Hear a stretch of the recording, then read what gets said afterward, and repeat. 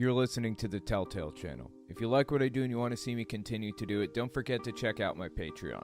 And take a look at my other YouTube channels too. You can find some ad-free, uncensored, complete versions of my videos on my website, owenmorgan.com. And while you're there, don't forget to sign up for my email list to get early access to everything I release. All links are in the description.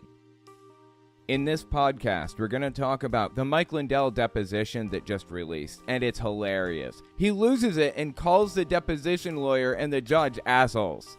Charlatan Prophet of God Charlie Shamp, who says Trump will absolutely be in the White House for 2 terms on Biden's inauguration day. Do these people hear themselves speak? Trump pastor Shane Vaughn claiming somebody left his church because he mentioned Trump from the pulpit. He's a Trump pastor. I don't know why they'd show up in the first place if they were looking for a secular service.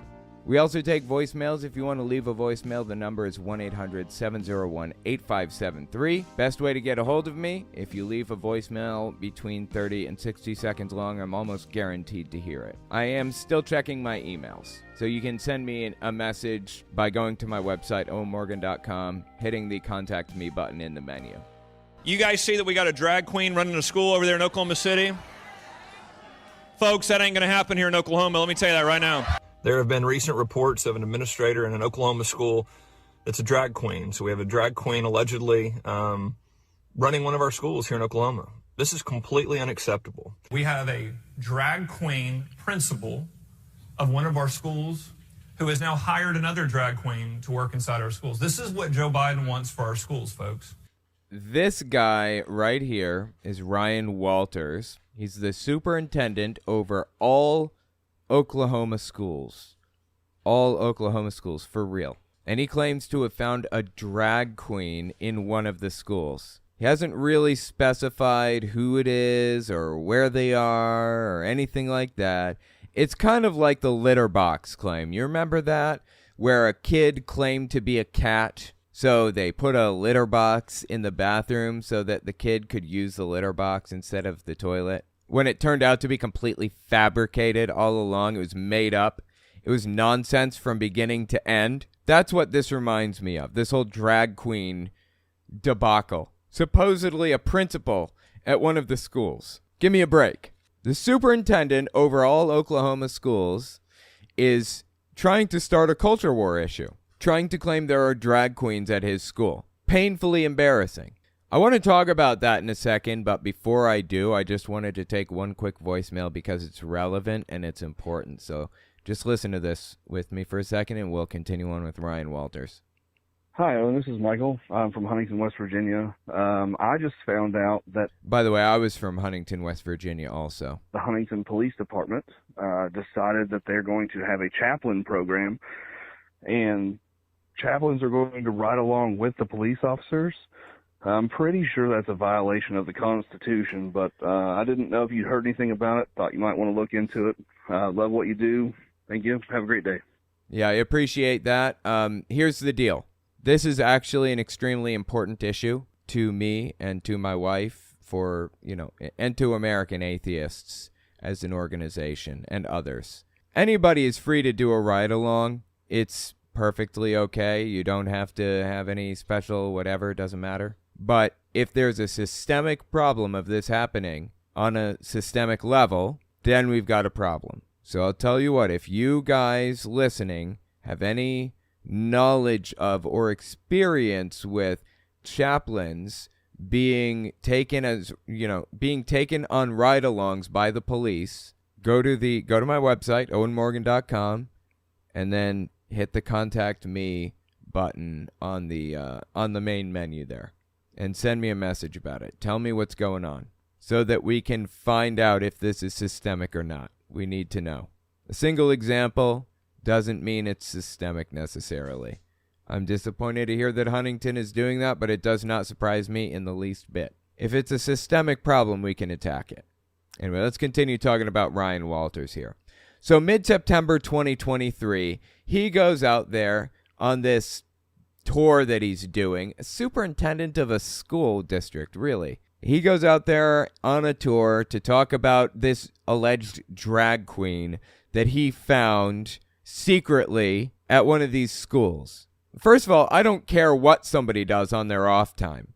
They're free to be normal human beings to their heart's content. And second, he didn't find a drag queen, okay? It didn't happen. If a drag queen really is at the school, dressing in drag, and acting as principals, fulfilling their duties as principal, while dressing in drag and giving performances for the students simultaneously, that's a waste of school resources and time. They shouldn't be doing that. Keep your personal life at home and do your job as a principal. There's no issue with a drag queen being a drag queen outside school hours. You don't own that individual. They're not yours to keep and forced to do what you will with them. But listen to what he has to say here, mid-September 2023. I mean, it's a completely made-up claim anyways. I don't know why I'm even entertaining it, but okay. We have a drag queen principal of one of our schools who has now hired another drag queen to work inside our schools. This is They're multiplying like trebles or tribbles or whatever. Tribbles from the original Star Trek, you remember? Tribbles just kept multiplying. There were more and more and more and more. Drag queens are multiplying. what Joe Biden wants for our schools, folks. And Joe Biden wants this. Joe Biden wants drag queens running everything, apparently, in school. This is just ridiculous. Does anybody other than far-right extremists and politicians believe this? Well, I have demanded that that individual be fired. No drag queen should be running a school anywhere in this country, especially in Oklahoma. Look, I don't care what they do on their off time. They shouldn't be doing it on their paid time, I suppose you'd call it, because they have a job to do. They should be doing that job rather than doing whatever it is they do.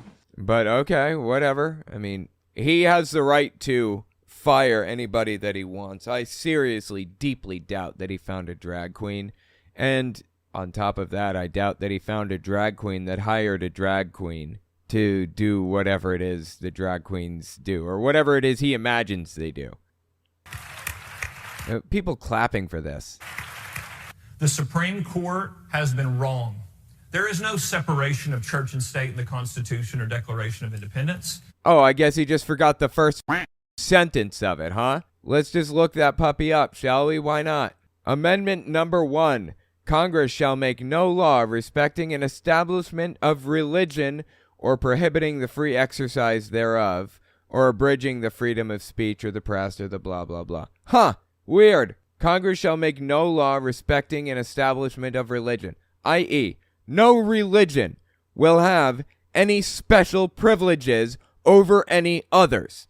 Now, if people in government act as act in their government roles to give Christianity a special edge that no other religion has, that is government establishing a religion effectively. So I know where he got this. This is from David Barton. It's completely false. It's a ridiculous talking point. All you have to do is literally just read the first sentence of the First Amendment. The Constitution or Declaration of Independence. It doesn't exist. Yes, it does. I just read it.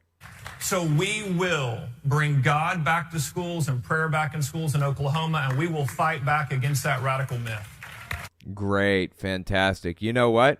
Oklahoma, where he is a superintendent, has been consistently getting really bad test scores. They're like ranked 47th, 49th, somewhere in that vicinity in education, in childhood education, and quality of education. And he says we're going to bring those test scores up. And how's he going to do it? The schools and prayer back in schools in Oklahoma, and we will fight back against that radical myth. He's going to fight back against that radical myth and bring prayers and Bibles back to schools.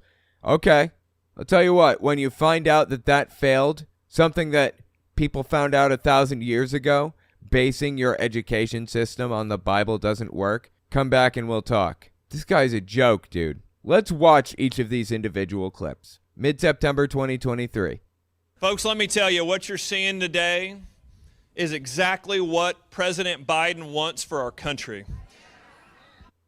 What are we seeing today? You guys see that we got a drag queen running a school over there in Oklahoma City? Again, with the drag queen stuff. No, I didn't. Folks, that ain't going to happen here in Oklahoma. Let me tell you that right now. Well, it literally is, if you are to be believed. I see no reason to believe anything he says. but it's literally happening there if what he says is true. Again, I don't care what people do in their off time. Do whatever you want. This coming from the freedom of speech party, the anti-cancel culture party. What happened to all of that? They never cared about any of that stuff. They cared about their culture war nonsense. They cared about using freedom of speech as far as they could and dropping it the moment it wasn't convenient for them. Roaring applause.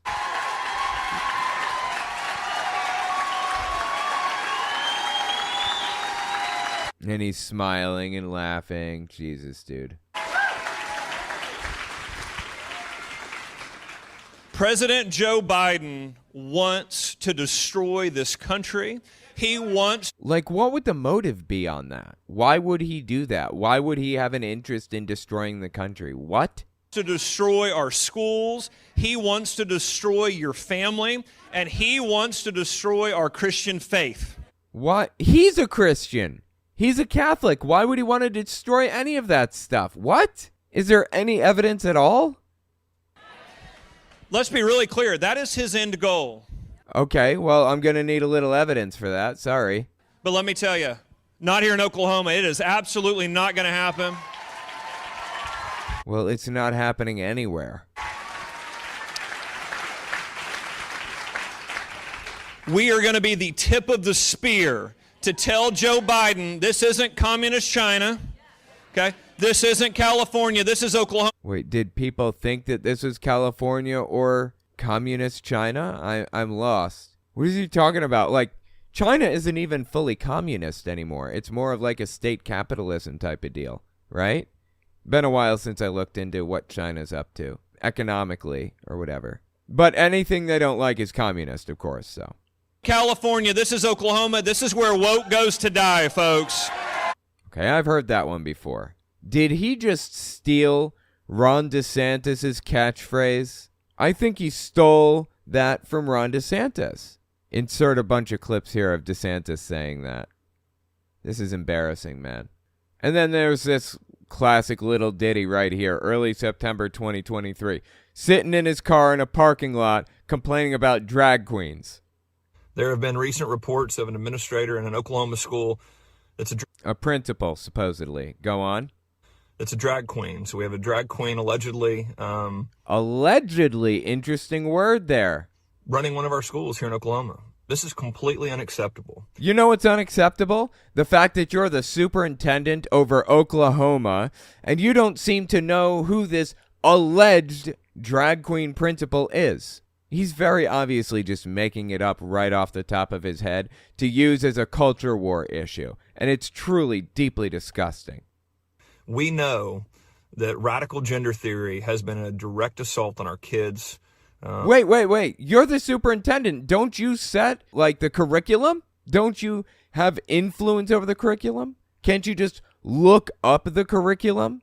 Is there anything about, quote-unquote, radical gender theory in the curriculum in Oklahoma? He knows damn well there isn't. And we can't allow this in our schools. Our schools have to do a better job of ensuring their hiring process ensures that their personnel match Oklahoma values. Oklahoma doesn't have values. As a state, as an arm of the government, it is simply there to protect people's rights. That is Oklahoma as a state. That is its only goal. Protect people's rights. My right to swing my fist ends at the tip of your nose. I can swing my fist anywhere I want, except for right here on you. Because that wouldn't be me exercising my rights. That'd be me violating your rights. Oklahoma is only here to protect people's rights and nothing more. Oh, and by the way, people have the right to be drag queens on their off hours, FYI. No parent wants to send their kid to school knowing that they could be exposed to this radical gender theory. Okay, if there's radical gender theory in the curriculum, then change it. He knows there isn't. He's looking for some way to demonize people. You know what he's trying to do? He's aiming for a slot in the Senate, or maybe even run for president one of these days, or anchor on Fox News. That's what he's trying to do. Act like an extremist nutcase so that people will pay attention to him. in any capacity. This woke war on our kids has to stop. We will not allow it in Oklahoma. This is the liberal insanity that every parent wants out of the classroom. There is no liberal insanity. There's nothing happening. It's all completely made up. Does this guy know he's full of shit? Is he making this stuff up intentionally, or does he really believe this? I have to wonder. Let me know what you think about it in the comments. Sticky. Oh, and I'm proud of you. I lost a good friend to heroin, and it's amazing that you got through that kind of journey. Good job. You're amazing. Appreciate that. Yeah. It's an uphill battle, man. Heroin it'll do a number on you. A lot of the time when you go to like a high school, you'll find that the high school uses scare tactics. Nancy Reagan started some of these programs. Just Say No, Dare, I think maybe she started Dare, I don't remember. Anyway, the idea is you're not supposed to take drugs under any circumstances, and they're going to show you the end result of taking drugs. Fear tactics, right? Show the end result of a meth head. And it's ugly, it's bad, it's disturbing, that's true. But that's not you. I mean, there's some meth right here in front of you, and if you take it, your teeth aren't going to rot out of your head, and you're not going to get meth sores all over. You're just going to feel good for a while. That's it. That's what people are thinking, right? I feel like maybe we're taking the wrong approach. Telling the truth about drugs rather than only giving people the downside is doing more damage than good. There's a receptor in your brain that effectively acts as a lock, right? And certain drugs, like Coke or crack, fit into that lock perfectly, like a key. Meth, heroin does it. You know, there are some receptors for heroin and things like that. They fit that lock like a key perfectly. And that lock just so happens to be the lock that unlocks the feeling of winning the lottery. You feel like you just won $100 million. You feel like everything is perfect in your life. Everything is good. You're happy. There's nothing to be miserable about. Anything can be accomplished. Nothing's insurmountable. That's the type of feeling you get from drugs, hard drugs, Coke and crack and heroin and stuff. I've never done meth before, but I've done Coke and crack and heroin. But you keep coming back to that feeling and you start using it as a coping mechanism. That's the problem. That key keeps getting used on that lock over and over and over again. And this is an analogy, but in reality, the receptor, the lock, the receptor gets used to having that on it. And when it's not there, it starts producing extreme pain, extreme desire to have that again. You'll do literally anything. I mean, literally anything to feel that contentment again. Because all of that content, happiness, joyfulness, just pure enjoyment that you experienced, it's now the exact opposite.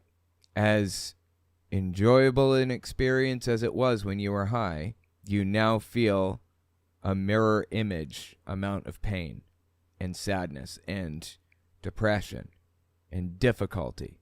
With heroin, it affects the whole body from the head to the toes. You can feel it wash over you, you know. You can feel everything just kind of calm down, your muscles untense. Everything is fantastic. And when you stop taking the heroin, your muscles tense up. It's miserable. It hurts. It hurts emotionally. It hurts mentally. It hurts physically. You're just like, human brains are not designed to have that lock connected with keys like that. Not that often. Not that way. Not designed to happen. We're not designed to feel that level of anything, no matter what it is. And proportionally, the human brain is not designed to feel that level of pain that comes afterward. Every drug, pretty much, has a downside. to it. It has that flip side. Alcohol has a hangover. Coke and crack have that burning desire to have more. It's not just like, oh, wow, I formed a habit out of this and I need it. It's like you will literally rip someone's chest open to get to it. Heroin has physical pain. Your legs hurt, your shoulders, your muscles, your everything, everywhere hurts a few days later. Ecstasy hurts shortly after you take your last dose and it wears off. Everything has a price to pay in the drug world, pretty much. Alcohol is addictive too. It's underrated in how dangerous it is. Everything has a price to pay. Are you willing to pay that price? There is, complete elation and contentment at the end of that rainbow. It's extremely enjoyable to do drugs. But when the experience comes to an end and you come crashing to the ground, you feel the need to bring you back up to where you were before, and you can't deal with the idea of not having that crutch. And then you're addicted. That's it. So that's my take on addiction. That's my take on drug use. I explained that to my kid the other day too. I didn't want to give her the false impression that drugs are just bad and they will rot your teeth out of your head and that's all there is to it. I want her to understand that there's an upside and there's a downside and there's a price to pay. And people fight their entire lives to stop paying that price that they have to pay now because they tried it once. I did coke long ago. Never had any connection to it. It's just my boss's coke that he had lying around. It was just a whole bunch of it. We were in Florida. Had like 2 ounces or something. It's a gigantic baggie. You just grab whatever you want and pull it up. So I go over to his house and we'd hang out, and he had a couple of girls over that were topless at all times, like girls walking around topless. I don't know why. He was just that kind of person. He was the only thing that would make him more stereotypical is if he had a tiger on a leash too. Anyways, he had coke there. And he let me have as much as I want. Yeah, go ahead. Just pull out a line. Take one if you want. And I'd go over there and I'd snort a line and then I'd go on with my day. This is after my addiction to heroin and after conquering it. And I believed that I could keep the addiction under wraps. I believed that I could prevent myself from going too far. But that feeling you get after you run out of coke, you will literally rip somebody's chest open to get more. Again, brain is not designed to go to those extremes. The human brain isn't designed for it. Now, I hung out with him a lot for a couple of weeks and did a lot of coke with him. But that was the only time I ever did coke. I didn't do it before that, and I haven't done it since then. But I go downstairs, get off my little elevator there, and I turn the corner, and I can smell it. It smells exactly like coke. I mean, I think it's actually just the drywall that they're working on or whatever. I don't know what it is exactly, but it's certainly not coke down there. I don't know what. It smells just like it, and it brings flashbacks, brings that feeling washing back all over again. Once it's in there for good. Do you want to pay that price? Do you want to have that problem for the rest of your life? Do you want to think about that? Literally until the day you die. There's an upside, there's a downside to everything, but our brains aren't designed for those extremes. Don't do it. Even alcohol, especially alcohol, don't do it, please. You don't realize what you're signing up for. You're making a deal with the devil, for lack of a better term. As Pantera said in their song, Medicine Man, have you ever wondered what heaven's like? He can show you in one night, overwhelming with euphoric lift, to lure you to steal your gift. Have you ever wondered what hell's like? He can take you there, just one taste and you'll be back, and by the high you'll swear. Intoxication seeping down to the bone, and there's no question to where you have to go. I'm telling you, man, drugs, getting into drugs, is the biggest mistake that you will ever make if you go down that path. Please, I'm begging you, please don't. Anybody listening right now, I am begging you to avoid it at all costs. Peer pressure is so powerful on people. But drug use should be the line there, man. Find new friends. Drug use will ruin you forever. Thank you, Sticky, for the super chat. Yeah, it has been a hard journey, but I've made it through. And I'm sorry you lost your friend. But like I said, man, you never know which dose is going to be your last. You never know. I concur from an ex-user. Just don't touch the hard stuff. Don't touch the hard stuff. Don't do it. Your brain's not designed to go to those extremes. When you experience those extremes, you will, the extreme high and the extreme low, you will do some crazy shit to get that high back and to stop that low. Absolutely. That's where you find bank robberies taking place and murders and stuff. Seriously, don't get into it. Even if it's just a friend, even if it's just once, even if it's on the table in front of you. Especially then. Even once is a danger. Don't. I know that there is a culture in Japan of drinking to seal a contract or something like that, right? Isn't drinking like something that you do in a specific situation? I don't remember what it is, but yeah, that's got to be tough. I take naloxone, which is like a medicine that basically prevents me from... It prevents opioids from connecting to the opioid receptors in my brain. So if I took heroin right now, I wouldn't feel it. It wouldn't do anything to me. It'd be like I didn't take anything. Because the naloxone is so powerful, it attaches to the receptors and refuses to let anything else connect to them, basically. And an unintended side effect of that is that alcohol is affected as well. Alcohol just makes me sick. I don't like it. It's just gross. Used to like it back in the day when I was younger. Don't like it anymore.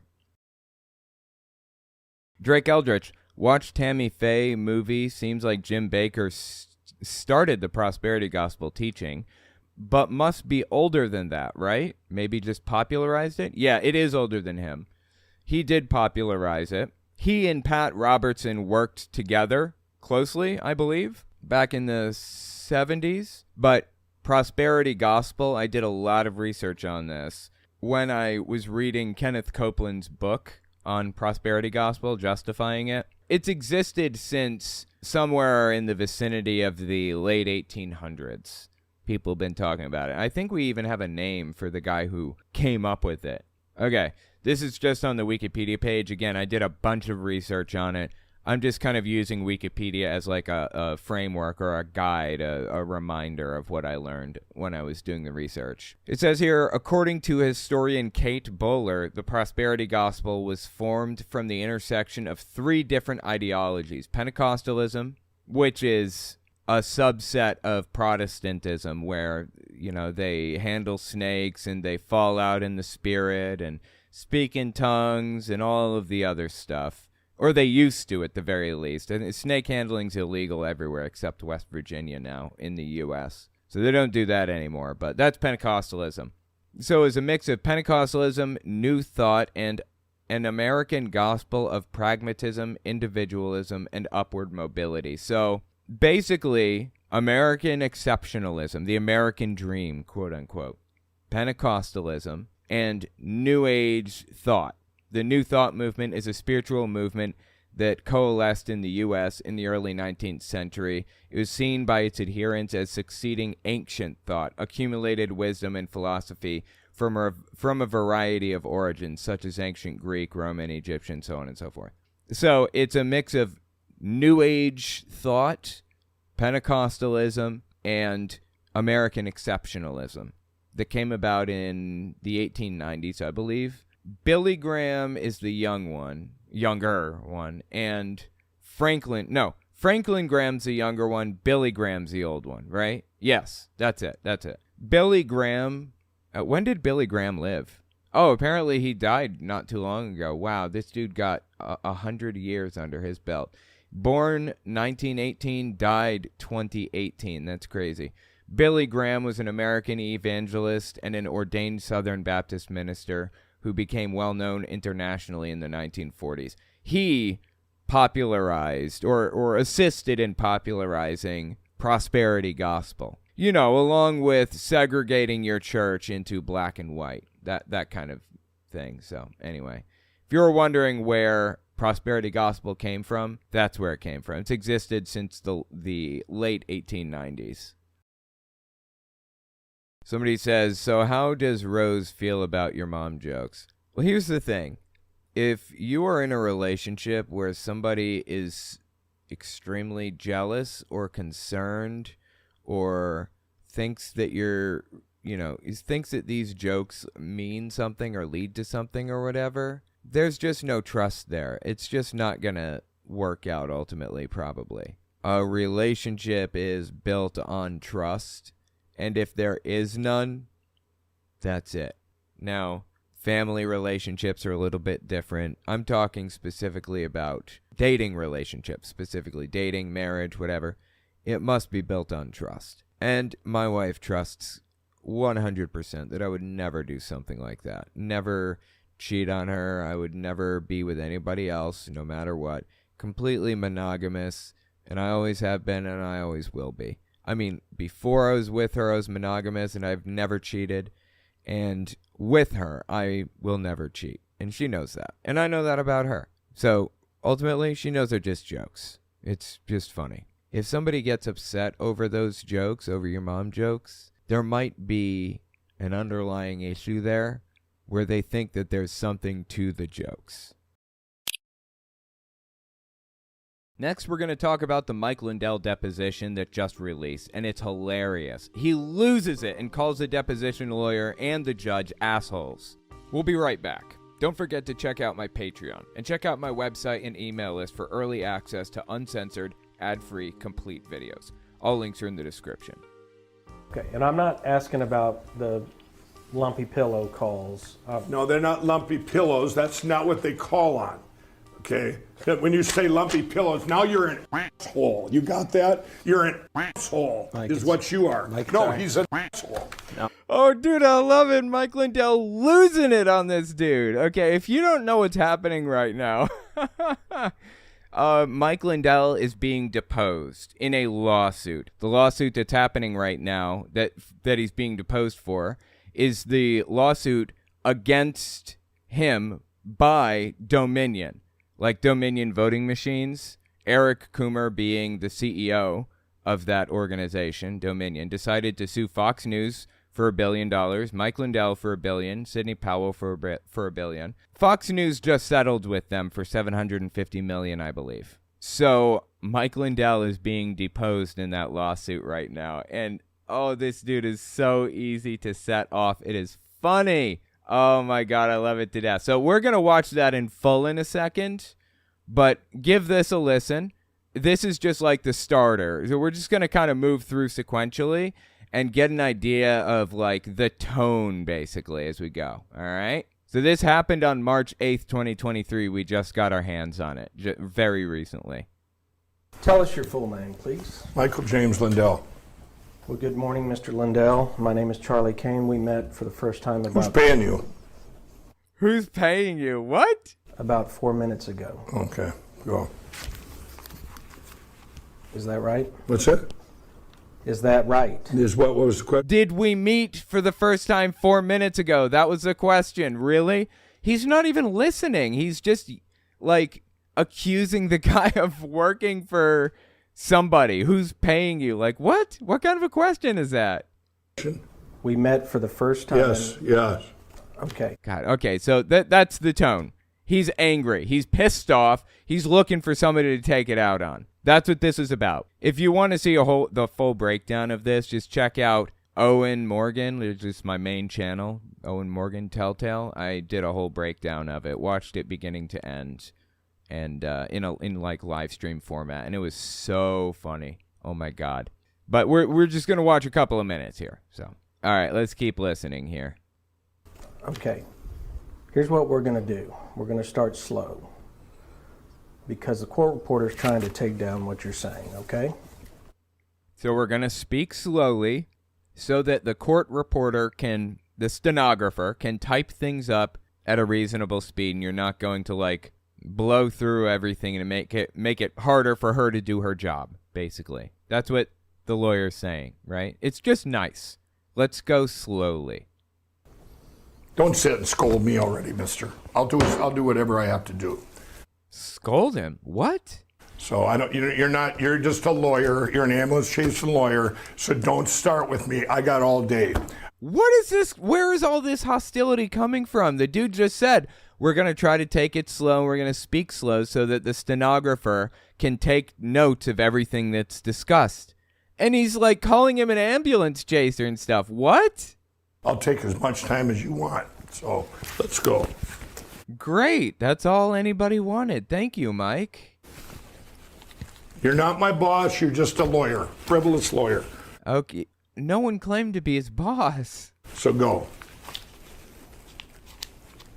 Jesus Christ. Couple minutes later, so this is split up. I split this into clips, and we're going to go through sequentially. Like I said a minute ago, this is the lumpy pillow video where he gets real angry. Give a little bit of context to it. From my understanding, the opposing counsel, the lawyer that's deposing him, was asking about his customer care system, basically, or his, like, I don't know, his My Pillow systems and how they work. Specifically, it does pertain to this case. And he says, I'm not asking about calls about, like, lumpy pillows. I'm asking about calls about, like, Donald Trump or whatever.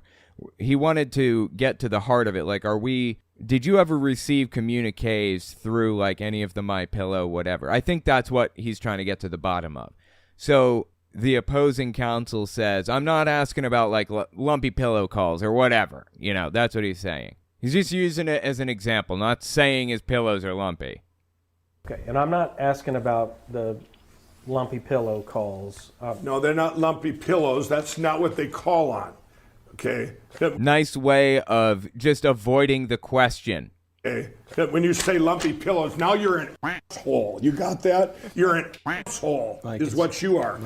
Dude, I love it. He is so angry. Oh, my God. Oh, he's an asshole. No, he's an ambulance chasing asshole. That's what you are. The lumpy pillows, kiss my ass. Put that in your book. Oh, I love this, dude. I love this to death. No, they answer anything, any problem customer that wants to reach Mike Lindell. Those are the ones. I want to talk to Mike Lindell. I want to talk to Mike Lindell. They send them to here and they go, or they. Okay, I don't know what that sound effect was or what that meant, but okay. They send them to here and they go, or they call about, maybe they didn't get their pillow on time because of the FedEx or whatever. Well, we'll cover them even though it could be somebody else's fault.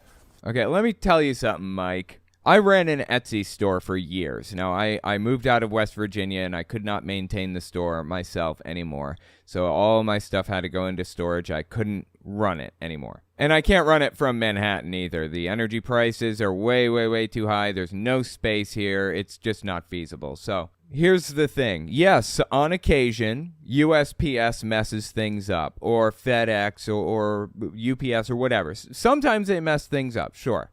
But you know what? Sometimes I mess things up. That happens from time to time. Sometimes your pillows and my, retro game stands or whatever else I was selling, sometimes these things get messed up. It happens. Just admit it. Why is he fighting this so hard? This is bizarre. It's like he thinks that his pillows are above reproach and you can never complain about them ever. Nobody called because of a lumpy pillow. Nobody ever called because of a lumpy pillow? Literally ever? Never? Nobody called because of a lumpy pillow. But good one, though. You done? Yeah, I'm done. He's not done. What I'm saying Obviously, you don't have a My Pillow, too. You don't, do you? Oh, I love it, dude. He is losing his mind. What I'm saying is, Mr. Lindell. Asshole. Go ahead. No, I'm pissed. I understand. Yeah, go. When you're. Dude, he is so easily triggered. It's so funny. Like, all you have to do is hint at the possibility that maybe his pillows are not completely above reproach. And this is a private setting. He never thought this was coming out to the public. So it's not like he's defending the honor of the pillows to potential buyers. He's just pissed off somebody is talking shit about his pillows.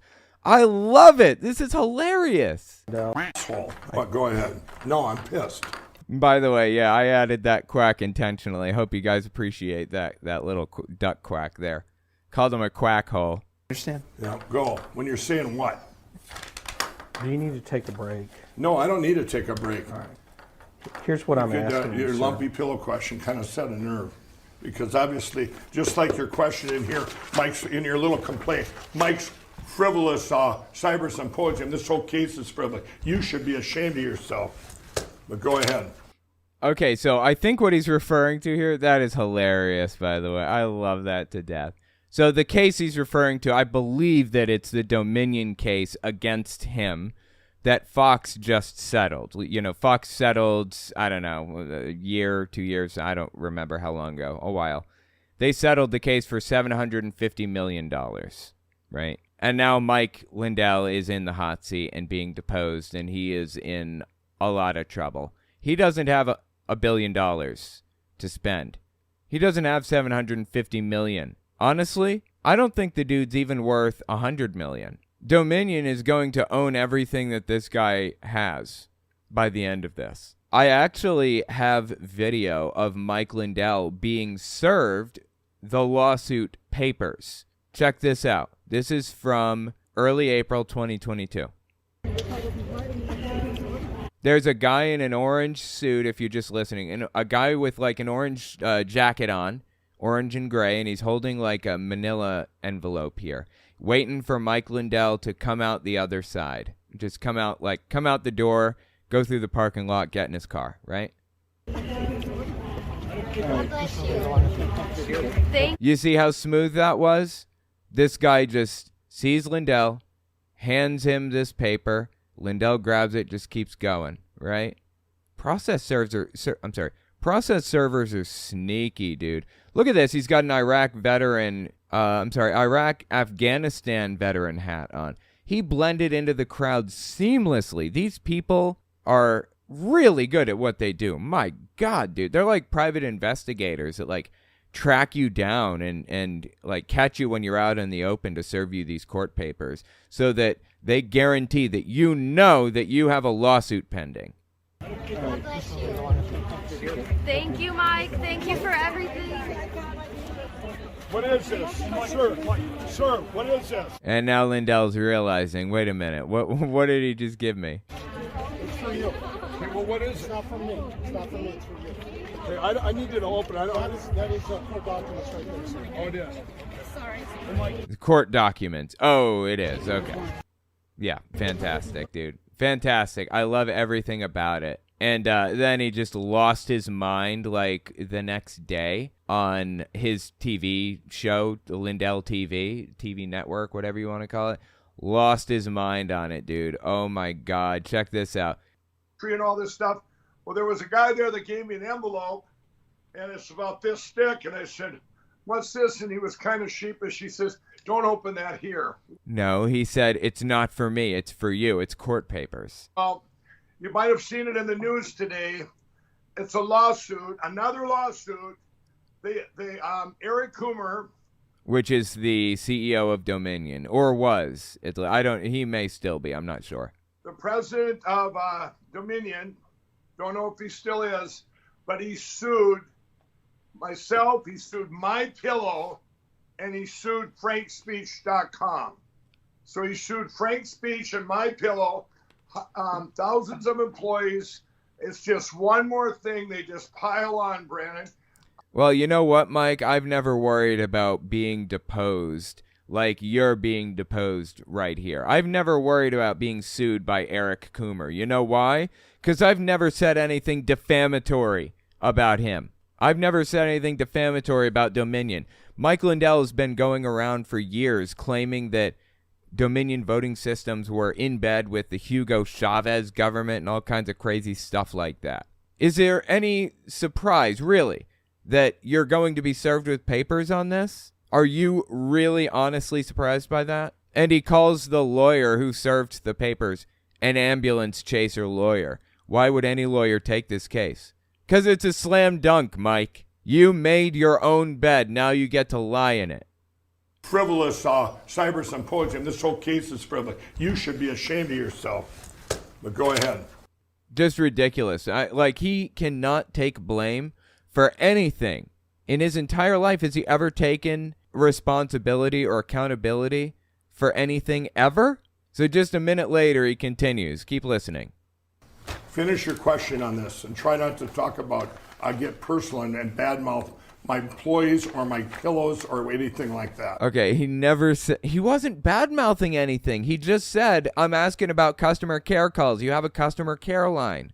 It's important that we suss this out and explain how it works and everything because it's part of the lawsuit. And he said, I'm not talking about the calls about lumpy pillows or anything. Did you get calls about blah? It wasn't like him attacking Mike Lindell. My God, is he sensitive. I've never seen anybody so sensitive about any one subject in my life. Lumpy pillows. That is his trigger, I guess. You ever meet Lindell? Tell him, you see him passing on the street, tell him that you have a My Pillow and it's lumpy. That will set him off, and he won't stop for who knows how long. He'll go home and he'll go walk in circles, wearing holes in the carpet in the shape of a circle because somebody accused him of having a lumpy pillow. No joke. My employees or my pillows or anything like that. Go ahead.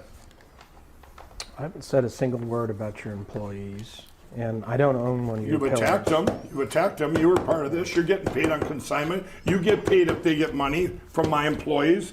Okay, the money doesn't come from the employees, Mike. It comes from your nice try. He keeps trying to shirk responsibility off onto other people. It's them that you're hurting, not me. It's them. No, Mike. You are the target of this lawsuit, and your company that you own is going to owe money for what you did. You lied brazenly on your Lindell TV network or whatever it is, on your Frank Speech news network, if you can even call it that. You claimed that Dominion and Smartmatic were linked to the Hugo Chavez government and that votes were leaving the U.S. and being counted in Germany and all kinds of ridiculous stuff. Lies. Blatant falsehoods. You're to blame for this. If any of the employees have somebody to be mad at, it's you, not the people suing your for what you did.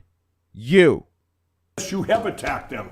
You personally did this with Newsmax. You, and I called it right out, the criminal lawyers and Coomer, when you guys did this to me. Again, Eric Coomer being the president or CEO or whatever of Dominion at the time, I believe.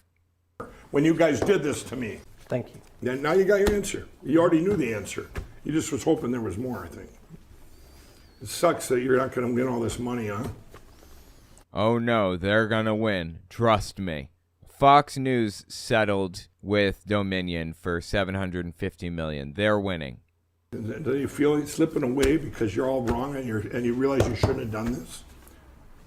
Oh, you know what? One way or another, the case is worth bringing because they defamed Dominion's character. Fox News intentionally, maliciously defamed Dominion voting systems, lied about them knowingly. They knew that this stuff they were saying wasn't true, and they said it anyways. And we know that because we got text messages from Fox News employees saying, this is all bullshit, right? We're all on the same page here. This is all BS. And all of that stuff came out in Discovery. Now they're suing Mike Lindell for the same thing. I don't know if Mike Lindell is a true believer. I get the impression that he probably is. But he did defame Dominion terribly. Hurt their reputation, maybe irreparably. And for that, Dominion deserves to file this billion-dollar lawsuit and get every penny they can out of you, Mike. I'm sorry, man. That's just what it is. Can't go around defaming people like that. Can't go around slandering people.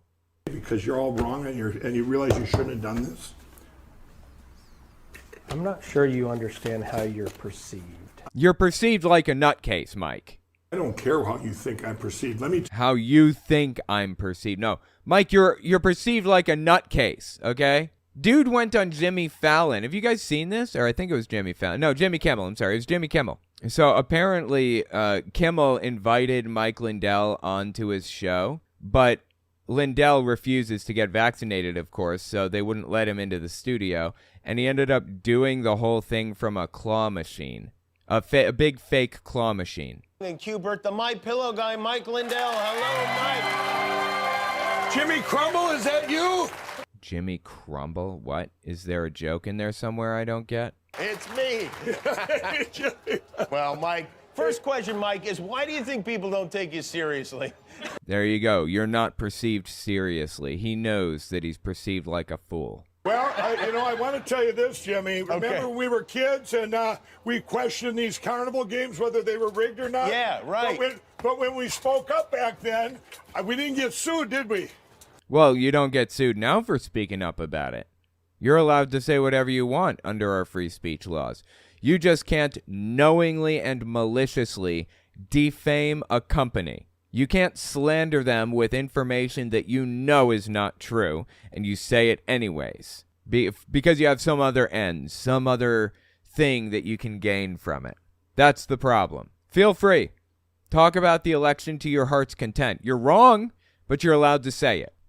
No, that's right. Hey, Mike, get rid of that kid. Will you give him a toy or something like that? There you go. You got a winner. It's a rigged game. It's a rigged game. It's a rigged game. He's perceived like a joke. Everybody views this guy as a joke, and he has to know that. Now back to his deposition. I'm not sure you understand how you're perceived. I don't care how you think I'm perceived. Let me tell you how you're perceived. You are perceived as an ambulance. You're the reason what's wrong with this country with lawyers.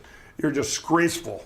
Okay, lawyers all have ethics classes that they have to take, and they are held to a very high ethical standard. Lawyers are, actually, in all seriousness.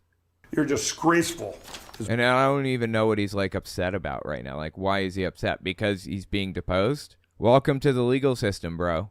What you are. I read some of the crap in here that you wrote in your brief. It's disgusting. The lies in here. One of them says, after Mike was with Donald Trump in 2017 at a manufacturer's summit, he started doing promo codes on Fox. I was doing it 10 years prior. This is a big lie. Okay, I don't know if any of that is true. I doubt it. I don't trust a word out of Mike Lindell's mouth. By default, I want to look everything up before I believe everything he says. But aside from all of that, what he's talking about here, I'm not exactly sure what this is about, but Lindell was actually very close to Donald Trump. Let me show you just how close he was. This is how close Lindell was with Donald Trump right here. Leading up to January 6th, it hadn't happened yet. Photos of Trump ally, Mike Lindell, who visited the White House, capture notes about martial law. Mike Lindell went to the White House to talk to Donald Trump about declaring martial law after January 6th as a pretext to keep his grip on power.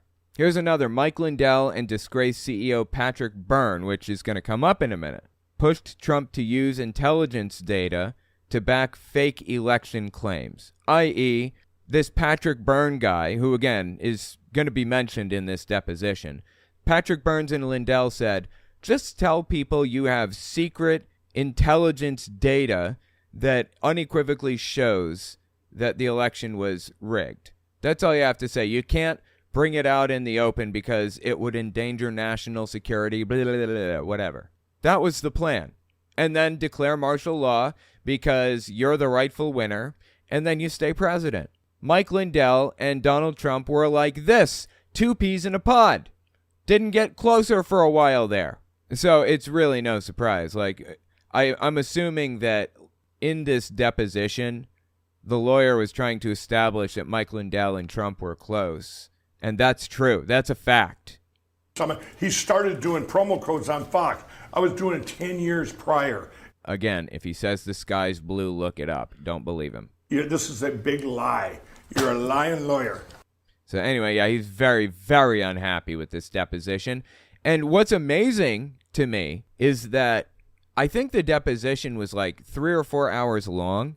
I only got a 20-minute segment of it, unfortunately. I've been trying to get the whole thing, but maybe only 20 minutes leaked. I don't know. If anybody has access to the full deposition, I would love to see it. But anyway, the point behind all of this is Mike Lindell kept up a blind rage for 4 hours. How do you do that? That takes dedication and work to hold a blind rage for that long. That's nuts. I want you to understand another thing. What's that? This case is pending in federal court. I don't in Colorado. care. Okay, look, let the dude get a damn sentence out, please. Federal court. I don't in Colorado. care. What does that have to do with anything? If you let the damn guy finish, like, come on. He refuses to let him get a sentence out. Federal court. I don't in care. Colorado. What does that have to do with anything? Do you understand that? Yes. All right. There's a federal judge that's going to likely be reading and watching this deposition. I don't Do you care. understand that? I don't care. She should have dismissed this a long time ago. Okay. She hasn't ruled on that. There's a problem. I got a problem with her too. Okay, let me tell you, this is sage advice from my wife who's in law school right now. Everybody who goes through law school, even first-year law students, 1Ls, can tell you this. You don't piss off a judge. You don't do it. That's a bad idea. Judges hold so much power, it's absurd. Arguably, judges in our society should not hold as much power as they do. But you better hope that they're the type that likes having their kissed. Judges are disproportionately powerful for their position. And Mike Lindell just basically told her to go herself. Hold on that. There's a problem. I got a problem with her too. Okay. The judge has practice standards on how... No, the judge did not dismiss this case. We put in to get it dismissed, and she ruled an unfair ruling saying, well, go ahead and do discovery and waste all your time while I'm sitting there not doing nothing. That's what that judge is doing. No. From my understanding, again, don't take my word for it. You got to look this stuff up. But it sounds like what happened was the judge rejected Mike Lindell's request to dismiss the case, or do a summary judgment. I'm sorry. Rejected his request for summary judgment, and they moved on to the discovery phase. That's what happened, it seems to me. Again, not a lawyer, don't know for sure. That's just what I'm picking up here. My God, this dude, he doesn't understand anything. Certainly not the legal system. And he's just like digging a grave for himself, digging that grave, digging it up, and dropping the banana peel and putting one foot on it. It's only a matter of time. Your time while I'm sitting there not doing nothing. That's what that judge is doing. So don't tell me what the judge is doing, and you just let me worry about the judge reading this, okay?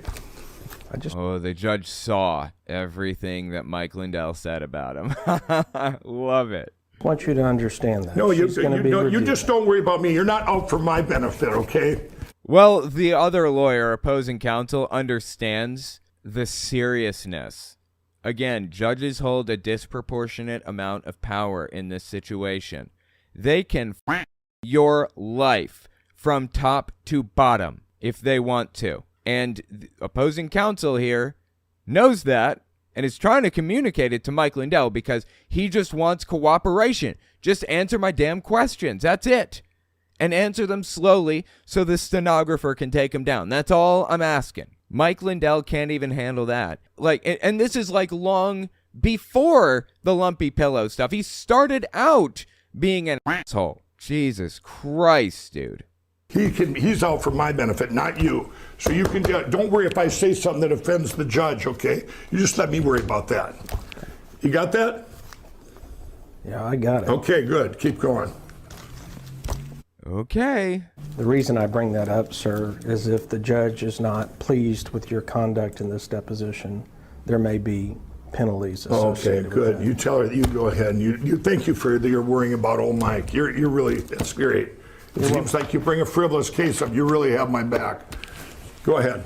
Well, that's actually the best advice he could have possibly given Mike. Shut the f*** up, sit down, just answer the questions calmly, and don't be a fool because, again, judges hold disproportionate amounts of power in these situations. They can ruin your life in an instant if they don't like the look you gave them. They have way more power than they should. And Mike Lindell is making it clear that he doesn't like this judge at all. Never piss off a judge. Keep going. That judge, he put this in the record, that judge, it's a big problem I got. If someone didn't have the money or time to sit through this garbage, when I put into her summary judgment last summer and she hasn't ruled on it. There you go, summary judgment. Just talked to my wife who is in law school, and she says that basically a summary judgment is where the judge makes a decision on the case without it having to go to trial.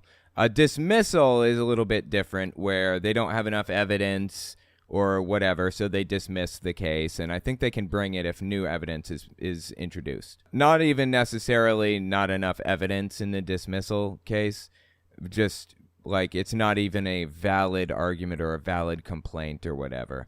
But a summary judgment in this case means Mike Lindell wanted the judge to rule in his favor now, instantly, without hearing any other arguments or without any whatever, nothing.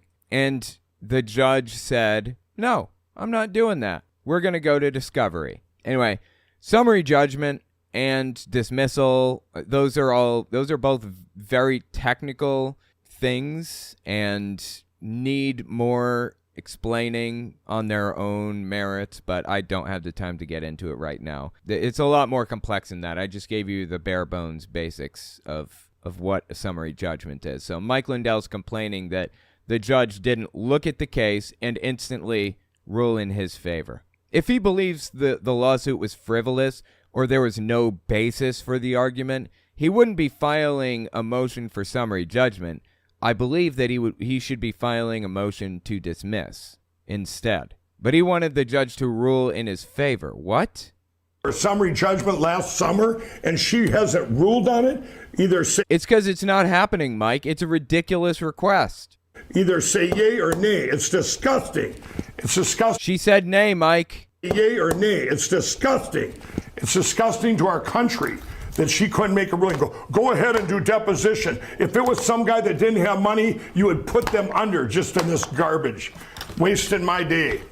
Well, I mean, if the guy didn't have money, then he likely wouldn't have a platform either, and he wouldn't have the ability to ruin Dominion's reputation the way that Mike Lindell did. You put yourself in that seat, Mike. Nobody else put you there. This is your fault. Take some accountability for once in your life. Wasting my time. But think if it was someone on the street. Don't you care about people? This is disgusting. Yeah, I'm just some guy on the street, and you don't care about that. This judge should have ruled a long time ago that you're yay or nay. She ruled nay. Frivolous or not, but she did. She said, go ahead and do discovery while I sit and decide what I'm going to do. No, she said, we're moving forward. Now do discovery. That's why you're in that seat. She did not say, I'm thinking about it. Maybe I will give you summary judgment. No judge in their right mind would do a summary judgment on a billion-dollar case like this. That is absurd. That's disgusting. I got no problem with you on that. I got a problem with the judge not making a ruling. So there. Jesus, dude. The guy is so angry 24/7. Like, this video is getting so long, but I love this to death. I've just eaten this up. So we're going to keep on going. Mr. Kane, I believe, is opposing counsel. So Mike Lindell just goes off about the judge, not liking the judge. And I'm assuming the opposing counsel, the other lawyer, Mr. Kane, says objection not responsive. Oh, I love it, dude. I love that everybody around him is remaining so calm, and he's throwing a temper tantrum, the likes of which I've never seen. And I've had a 2-year-old, and then a 3-year-old, and then a 4-year-old. I mean, I've never seen a tantrum this bad in my life. Never. I'm responsive. Here's another thing that I need you to know, Mr. Lindell. If the court determines that you're not being responsive or acting in good faith today, we may have to come back and do this some more. And I want you to understand that. Oh, I got that. All right. So, i.e., if you're not answering seriously, we're just going to end up right where we were. And if that's the case, I will be asking for attorney's fees and costs. You're just costing yourself money, Mike. What is wrong with this dude? Seriously. Attorney's fees and costs for you us will, to do it. I'm already asking for them. I might just come after you guys for the most frivolous case ever when this is done. If there's a way to sue you, believe me, I'm doing it. Okay. Okay, just so you know that, beyond anything you've ever seen. So be prepared. I'm committed to being polite and professional. Okay, good. He has been, honestly. I don't know if I could sit there. Maybe if it was calculated and I was very careful, maybe I could sit there through this barrage of 4-hour abuse like this from somebody and just remain completely calm, just totally level-headed, and ask simple basic questions and not be passive-aggressive or any of that other stuff. Just be polite and professional. That's it. I don't know if I could do it, truthfully. That's crazy, man. I'm committed to being polite and professional. Okay, go ahead. We're getting through that. Now you know where I sit. Let's get on with it. Okay. Okay, check this one out. This is just a couple minutes later. Not sure, Mike. Non-responsive. No, but it's disgusting when you sit here. I'm branded as now election, not my pillow guy. It's the opposite. Mike, we just got to slow it down. So he's talking about how he's branded. Are you the My Pillow guy or are you the election guy? I guess that's what he's arguing about. And I think Mr. Malone is his lawyer. I'm not really sure like what the dynamic is here, but if he had a lawyer worth anything, the lawyer would have told him to shut your mouth and sit there and give them as little information as humanly possible while answering their questions in full. That's probably what the lawyer would have said. Instead, Mike comes here and throws a fit. You know, one time Mike Lindell told this story. You know, Mike Lindell's a crackhead at one point. Mad respect, in all seriousness. I was a heroin addict. Really. It's hard. It's hard getting out of that stuff. And Mike Lindell managed to do it and talks about it and promotes, you know, recovery networks and stuff to try to help addicts get clean.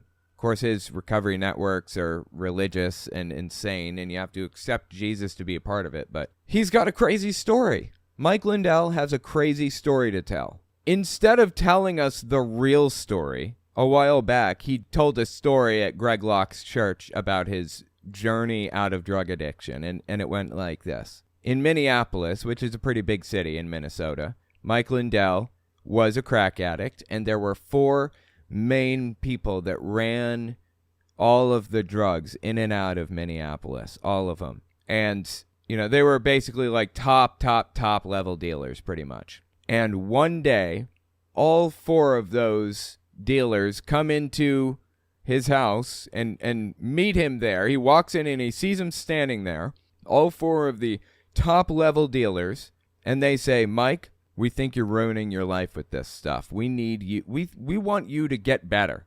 Okay, we're not going to sell to you anymore because we think you have potential and we want you to stop smoking crack. So we have all told our lieutenants and our foot soldiers, don't sell anything to Mike Lindell because you need to get your life together. Really. I'm not joking. That's the story he told. He's got an incredible story. Unfortunately, I don't know what it is because he never manages to tell the truth about it. The dude lies about almost everything 24/7. It's just insane to me that he would say something like that. Have you ever in your life met a drug dealer that cut somebody off because they were doing damage to their own lives? Ever. That doesn't happen, okay? Ex-heroin addict right here. That doesn't happen. In fact, the more addicted you are, the better it is for them because the more product they'll move. Tell us the real story. Why is it that you have to lie about everything? It's insane. Anyway, sorry for that deviation. Let's keep listening to Lindell lose his at this deposition. Branded is now election, not my pillow guy. It's the opposite. Mike, we just got to slow it down. I know, but it just pisses me off. I understand. They understand. So disgusting. Yeah, I think Malone is his lawyer. You don't remember my question, do you? I love it, dude. You don't remember my question, do you? That's funny. Oh, I love it to death. That question, that was designed to piss him off even more. Don't remember my question, do you?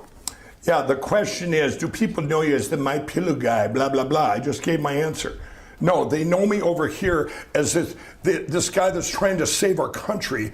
No, I know you as a nutcase. But because of lawfare and dirty things that Eric Coomer did on that one day. Dude, he is obsessed with Eric Coomer, okay? He's just the president or CEO or whatever of Dominion. That's it. He's just a guy, okay? And you put yourself in that seat. Once again, Mike, nobody is to blame here except for one person. You! You are to blame. Take some accountability for once in your life, Mike. My God. Did on that one day, which that's when I called him out. I can't go on my stage. I can't. My company has been hurt so bad because of people like this, Eric. No, because of you. Because of you, Mike. You hurt your company. Because of people like this, Eric Coomer, so bad. This guy, in tens of millions of dollars, hundreds of millions of dollars. He just can't deal with the fact that he's to blame here, and he's looking for somebody else to point the finger at. So he points it at Eric Coomer. He points it at this lawyer that's on the other side, the opposing counsel in a deposition. Points it at anybody but himself. You don't remember my question, do you? And there's a second one. I love it. He goes off on a rant, and the lawyer says, you don't remember my question. This is hilarious, dude. This lawyer is ruthless. Dollars. You don't remember my question, do you? Right there. I'm sorry, man. I just love it to death. Anyway, all right, keep listening here. Right there, page 36. Page 36, where I called you lawyers just as bad as him. I called you guys criminals. You did? Yeah, using the company My Pillow to make that statement, right? Yeah, he used his platform. That's what they were establishing, basically. Used his platform as the My Pillow guy. He used My Pillow facilities to make these claims and everything. Thus, the lawsuit against My Pillow is valid. That's what they're trying to establish, I guess. After the lawsuit, Mr. Twister, after I was sued, everything in here in your little lawsuit, other than that one little paragraph, everything I said came after he sued me. Dude, he is so mad. This dude needs to take a chill pill so bad. It's ridiculous. I've never seen somebody who needs to take a chill pill to this degree. You know, there's this type of chill pill. Yeah, here it is. It's called Fuckatol. Fuckatol. This is 1,000 milligrams of Fuckatol. You need to take one of these, Mike. I'm telling you. Take one, chill out, and stop being so angry 24/7. Honestly, how does a dude keep up a blind rage for 4 hours like that? Oh, I love it to death, dude. All right, we've been going for a while, but I want to see the rest of this. So in this one, I think the lawyer is just messing with him, and he asks why he called him an ambulance chaser. If you don't know the term ambulance chaser, it's a term used a lot in the industry for a lawyer who is just looking for people to create a class action lawsuit or looking for somebody to sue, basically, because, they get paid from it and blah, blah, blah. Ambulance chaser. They'll chase the ambulance, they'll talk to the person who was hurt, and they'll find out who is at fault, and they'll sue them.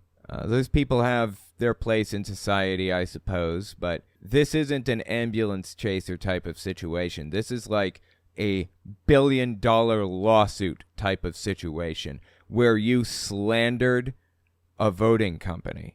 So let me finish my question, okay? Yes. I tend to be a slow talker. He's not going to let him finish his question, is he? Good for you. I'm from Texas originally. Good for you. I got all day. We'll make a week of this. How about that? Go ahead. Probably up to your lawyer, but I'm happy to stay as long as you'd like. Just keep going. All right. Why'd you call me an ambulance chaser? What? You called him an ambulance chaser at the beginning. Oh, I love this. Why did you call me an ambulance chaser? Because you are. This is a frivolous case, and if you're representing this guy and you've read this case, you are a disgusting lawyer. Period. That's my right to say. You want to? Oh my God, this is ridiculous. Yeah, it's your right to say, Mike. We're just asking a question, okay? We want to know why you said that. Why'd you call him an ambulance chaser, Mike? Oh my God, this is ridiculous and embarrassing. The sad part is This stuff happened in private. Mike Lindell acted like this privately, behind closed doors. This is not a public persona. This isn't like he's, virtue signaling, I'm going to take down these evil lawyers type of deal. No, this is just who Mike Lindell is, seemingly. When somebody shows you who they are, who they really are, believe them. That's my right to say. You want to sue me too, Mr. Ambulance Chaser? Are you working on contingency or consignment with the guy? What are you? No, I can't believe anybody would take this. This is absolutely disgusting. It's a disgrace to our country. It's a disgrace to you. It's not frivolous, actually, the lawsuit against Mike Lindell by Dominion. I'll tell you why in a second. Anything else? No, that's it. You asked me the question. I answered it. All right. So, anyways, yeah, Mike Lindell just losing his mind at this deposition. I eat this up, dude. It gives me sustenance. I love it. So funny. Do you know what ended the Fox News lawsuit? Dominion v. Fox News or whatever? The thing that, in my personal opinion, really put the last nail in the coffin and made Fox News settle for $750 million was the fact that they had internal communications.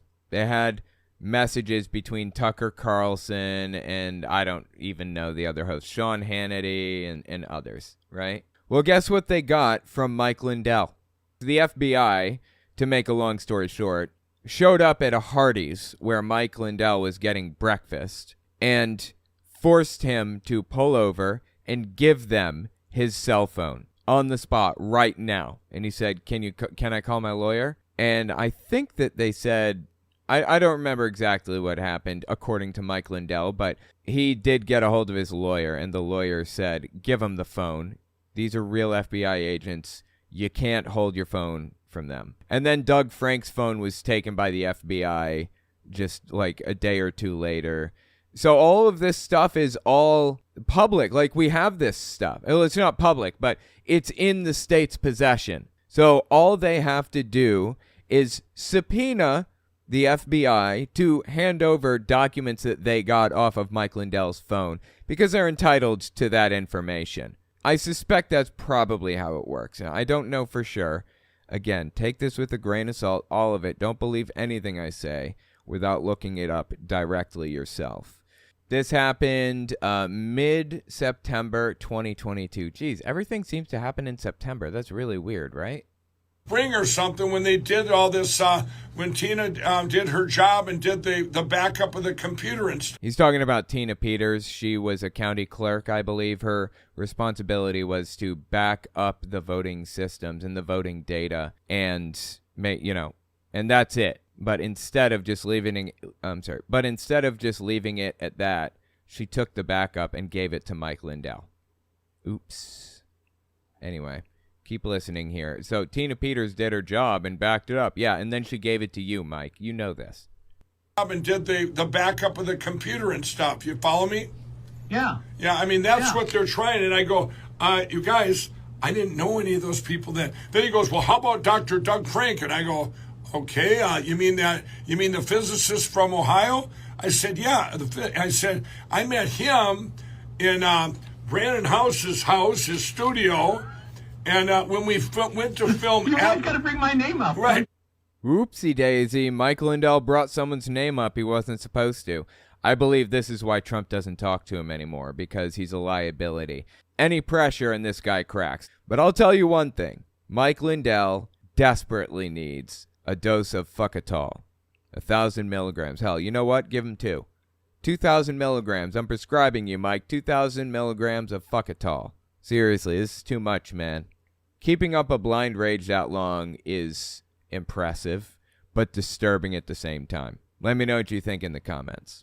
Joni Cummings, Mike needs meds, I swear, and he needs to learn to be quiet. Yeah, absolutely. Well, the scary thing is, what Mike Lindell does and believes and all of that is indistinguishable from mental illness, right? But medicine will not fix brainwashing. This is the result of brainwashing, not mental illness. It can't be fixed by giving them a medicine, which makes it that much scarier, honestly, in my opinion. Next, we're going to talk about Charlatan Prophet of God, Charlie Shamp, and the fact that he says Trump will absolutely be in the White House for 2 terms on Biden's inauguration day. That's right. That's when he said it. Do these people hear themselves speak? We'll be right back. Don't forget to check out my Patreon and check out my website and email list for early access to uncensored, ad-free, complete videos. All links are in the description. I'll even go as far as to say this. President Trump will have a second term. He will be in the White House for 2 terms. He will be in the White House for 2 terms. This is supposed prophet of God, Charlie Shamp. Charlie Shamp, what a name, right? Charlie Shamp prophesying from God, a message from the Almighty, on Inauguration Day, 2021, when Biden was inaugurated, prophesying that Trump will get 2 terms. Listen to this. It's ridiculous. I'll explain the theology behind it in a second, too. Do you then, based on these, absolutely believe that President Trump is still intended to be reelected by God? Because Biden just got inaugurated, got sworn in. If we pray. If we pray, he says. Yeah, prayer is going to solve it, definitely. Yeah, go ahead. Go ahead. Solve it by praying. 100%. Without a shadow of a doubt. I'll even go as far as to say this. President Trump will have a second term. He will be in the White House for 2 terms. He will be in the White House for 2 terms. This is just painful, dude. When are you going to get the message? Biden is inaugurated as president, and he's been acting as president for like the past 4 years at this point, okay? Biden fulfilled his term. When are you going to get the message? You were full of shit from the beginning, and you're full of shit now. And the apple bag on this dude to come out here on Inauguration Day and claim that he was going to get 2 terms. Really? Well, let me explain the basis for that belief, that he's going to get 2 terms. It's from a prophecy by Kim Clement, prophecy, quote unquote. They call it a prophecy, when in reality, it wasn't. I'm going to let you listen to it in a second. But there's a real prophetic movement behind Donald Trump right now. There are real pastors who really do believe Trump to be the Messiah. And I want to explain, at least partially, why they believe that. Okay, there are a couple of prophets. There are 2 main prophets that people use. I mean, I'm using the word prophet loosely here, obviously. 2 main prophets that they use as the basis for the claim that Trump was going to get his second term. He's going to win re-election, be in office for 2 terms, and then spark Armageddon as the Son of Man, basically. Take over Jesus' role. That's their claim, seriously. Listen to Kim Clement do his whole prophecy thing about Donald Trump, allegedly, on April 4th, 2007. This is what he said, around the time, by the way, that Donald Trump was talking about running for president. He'd already expressed an interest in it up to now. But listen to this. This is one of the 2 prophets that they base their whole theology on. Trump shall become a trumpet, says the Lord. I don't know what Trump will become a trumpet means. Does that mean he's going to be a loudmouth idiot? I think he had accomplished that by that point already. Trump shall become a trumpet. I will raise up the Trump to become a trumpet, and Bill Gates to open up the gate of the financial realm for the church. Well, isn't that interesting? Huh, how about that? So here are the prophecies that Kim Clement gave to us. Again, the basis for the claim that Donald Trump is the chosen one that's supposed to lead us into Armageddon and fight the war against whatever. Here's one of the prophecies. Trump will become a trumpet. I don't know what that means. And Bill Gates will open up the gate of a financial realm for the church. Okay, well, I don't know what Trump becoming a trumpet even looks like. But Bill Gates opening the financial realm for the church, that absolutely did not happen. I don't even know what that means. Keep listening here, because, there are more. This one was in Redding, California, April 4th. And this one was February 10th, 2007. So these were like, this one came first, this next one we're about to listen to, by only a couple of months. God says, I will put at your helm for 2 terms. A president that will pray, but he will not be a praying president when he starts. Now that's an important one there. I will put at your helm for 2 terms. A president that will pray, blah, blah, blah. For 2 terms. So for these prophecies to be correct, Kim Clement needs to have Donald Trump get reelected. What's interesting to me is that he had a blatantly, obviously false prophecy here. Bill Gates opens up the gate of a financial realm for the church. That never happened. That makes him a false prophet. You know what Deuteronomy says about false prophets? Deuteronomy 18:23. This one's important to ex-Jehovah's Witnesses because it frees us from the expectation to listen to the governing body of Jehovah's Witnesses who believe they have some special role in God's plan where they talk to God directly. They are prophets. Deuteronomy 18 describes, the role of a prophet and how somebody becomes a prophet, blah, blah, blah.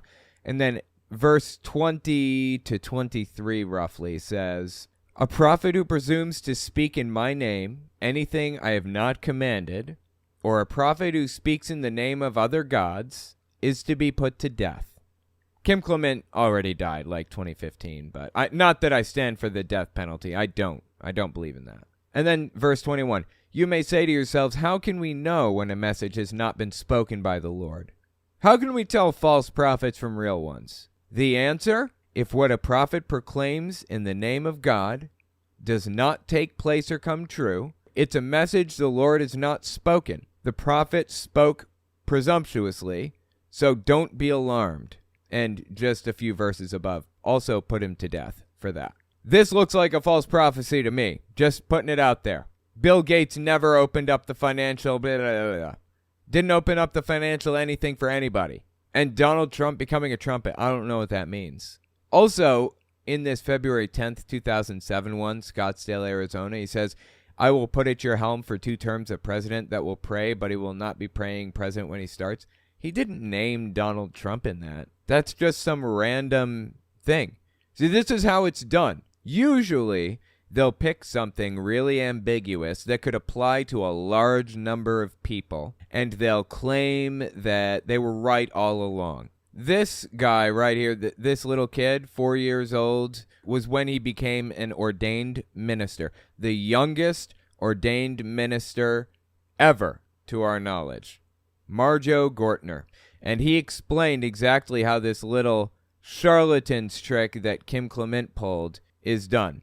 Listen to what he says here. By the way, he's an ex-televangelist type of guy who knows all the tricks and we get all the money from all the people, Like he went to a joke store one time, Marjo did, the guy on screen here, and he got some invisible ink that shows up when you sweat. And he drew a cross on his forehead. So when he was giving his service and he starts sweating and everything, a cross appears on his forehead. And everybody looks up and they point and like, oh my God, a cross showing up on his forehead. He must be special. It's all a scam. Listen to him explain what Kim Clement is doing here. I mean, he's not talking about Kim Clement, but it'll be obvious in a second.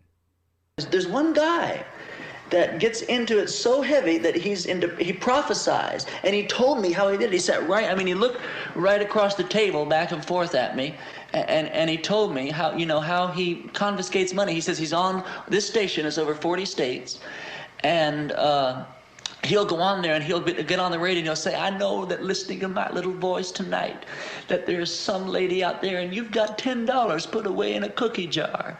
Now God spoke to my heart and told me to go and tell you to get that $10 and get it in the mail and send it to me, and God will bless you. God will give you a reward such as you have never known before. Now, how many little old ladies keep money in a cookie jar? Certainly back then. That was a popular place to keep money, right? Cookie jars or piggy banks or whatever. Of course there's going to be a little old lady out there with a $10 bill in a cookie jar. Obviously. That's the stochastic effect that these preachers use to their advantage. Then he comes back to me and he tells me, he says, if you're on the radio and you're going over 40 states and you're on at prime time, you've got thousands of people listening, the chances are that there are at least 200 or 300 little old ladies who've got a $10 bill in a cookie jar. And so if you even get, if a couple hundred go over and get it and send it to you, that's $2,000 that you've made just like that. So that's Marjo Gortner. He came out and worked for our side. He's a fantastic dude. I don't even know where he is now, but really, really interesting breakdown.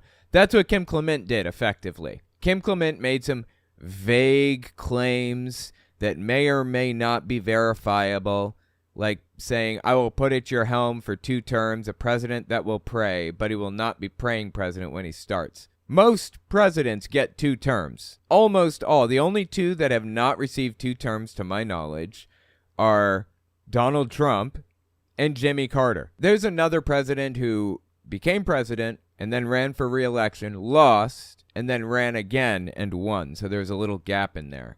I don't remember who it was exactly. There have been some weird little funny things with it. But by and large, this is a pretty solid prediction. It's pretty predictable that this is going to happen, right? A Republican, which, by the way, of course Kim Clement stands behind, is going to get 2 terms. Wow. Quite the prophecy, huh? For 2 terms. A president that will pray, but he will not be a praying president when he starts. I will put him in office, and then I will baptize him with the Holy Spirit and my power, says the Lord of hosts.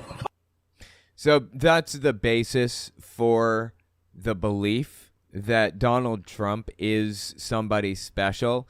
This claim that Trump will be a trumpet and that he'll put in a president for 2 terms that'll pray, but he won't be praying in office, whatever. That's the basis for all of this. Now, that's prophet number 1, okay? That's where a lot of this Trump is the Messiah stuff comes from. Kim Clement. And then there's prophet number 2. This guy on the left here, if you're watching, his name is Mark Taylor. He's known as the Firefighter Prophet. Liberty University did a whole video, a movie about him. Their film division did a movie about the Firefighter Prophet and how he prophesied that Trump would be president. He supposedly was laying in his chair one day, and then he was asleep, and he woke up, and Jesus was in front of him, I think. I don't remember the story exactly. And Jesus said, or somebody said, the Holy Spirit maybe, I don't know. They said, I'm going to put Trump in as president to do my will, blah, blah, blah. And then this guy went on social media and basically just said, Trump is going to run for president and he's going to win. That's it. That's all he said. That's what made him a prophet. That's what gave everybody the proof that he was real, claiming that Trump is going to win the presidency. I didn't know it was that easy, but okay. Listen to Mark Taylor. If you never heard this dude before, you are in for a wild ride. Just a little bit of context. At this time, late June 2022, there was a formula shortage happening, baby formula. We needed to import baby formula from like Canada and European countries and stuff because formula was selling off the shelves. I don't remember. Supply chain collapse, something. It was resolved eventually. But listen to what the Firefighter Prophet Mark Taylor says here about the formula shortage. Late June 2022. When politicians go to Washington, D.C., the District of Columbia, this is why they lose all wisdom. Columbia is another name for Baal, the District of Baal. They are working for and under the protection of the District of Baal, whose food source is the aborted babies. Do you think it's a coincidence that they are creating a food shortage for us? Who is they, Mark? Are they in the room with us right now? He says that babies are a food source for left-wingers, I guess? People on the left? We eat them like they're popcorn, just pop, pop, pop, apparently. And we're upset that they stopped abortion, they being the Republicans, stopped abortion from happening in the United States. So we are causing a formula shortage for them. What? This is bizarre on so many levels. Did they know ahead of time that we were going after Roe versus Wade? They are going after our food sources because we are going after theirs. Beautiful. Which is the babies. The babies. Do you think it's also tied into this baby formula shortage? Because it's so ironic that we're talking about what you just said. Food source. And the food source of babies is now being cut off. It's almost like the devil is trying to starve the babies that are living to death because the aborted issue is about to be cut off very soon. That is psychotic. For real. What is wrong with these two people? Again, one of the proofs that Donald Trump is the Messiah. Dude on the left. Mark Taylor. Check this one out. Here's another one. This one made him popular. Oh boy. This one came out the day after or the day of the election. It was November 4th, 2020. I don't remember which. Listen to this one from Mark Taylor. Why do you think Trump calls these guys names all the time? Because you're not dealing with humans most of the time. You're dealing with entities. You're dealing with beings. Some of them aren't human, but you're... I guess so when he makes fun of crooked Hillary or crooked Joe Biden, he's using those nicknames because he knows that they're demons in human skin, I guess. Dealing with beings that inhabit a body, you know what I mean? And it's like, this is why he has no problems doing that. You know what I mean? You had a list of pastors out there that was made headlines that was supporting Biden. They were pro-life pastors. We disagree on the pro-life or the pro-choice thing, but we're supporting Biden. Are you kidding me? Let me tell you something. Every Christian, every pastor out there that voted for Joe Biden last night, you have bought a... Yeah, I guess it was. It was the very next day. And we were unsure of who was going to win. It was just like we didn't know. Trump had already declared victory, but we just didn't know. Votes were still being counted. Biden last night, you have brought a curse upon yourself and your family, your children and your children's children down to the third and fourth generation, and you need to repent. I don't care if you are pro-life. You cannot call yourself a Christian and call yourself a Republican or vote for Biden. You know what I mean? Or call yourself a Democrat, or whatever it is. You call yourself a Democrat and a Christian, it doesn't matter. If you voted for the dark side, that's what you did. The dark side, of course, being the side that he's not on. Implementing the dark agenda, Satan's agenda, the kingdom of darkness. You are not supporting the kingdom of God. And if you cannot see that, if you do not repent, judgment will fall upon you, I believe, and your family and your children's children down to the third and fourth generation. This dude is used as proof that Trump is the Messiah. Insane. Didn't God do away with generational atonement or whatever it is, where, you know, your son and your son's son, your grandchildren, your great-grandchildren are paying for your crimes? I thought God did away with all of that stuff. Anyway, the point that I'm getting to so laboriously, I wanted to give you an idea of who the thought leaders are in the movement that claims that Trump is the Messiah, right? Mark Taylor and Kim Clement. Mark Taylor's still around. He's making these bizarre claims. Kim Clement died. I think he lived long enough to see Donald Trump win the election in 2016.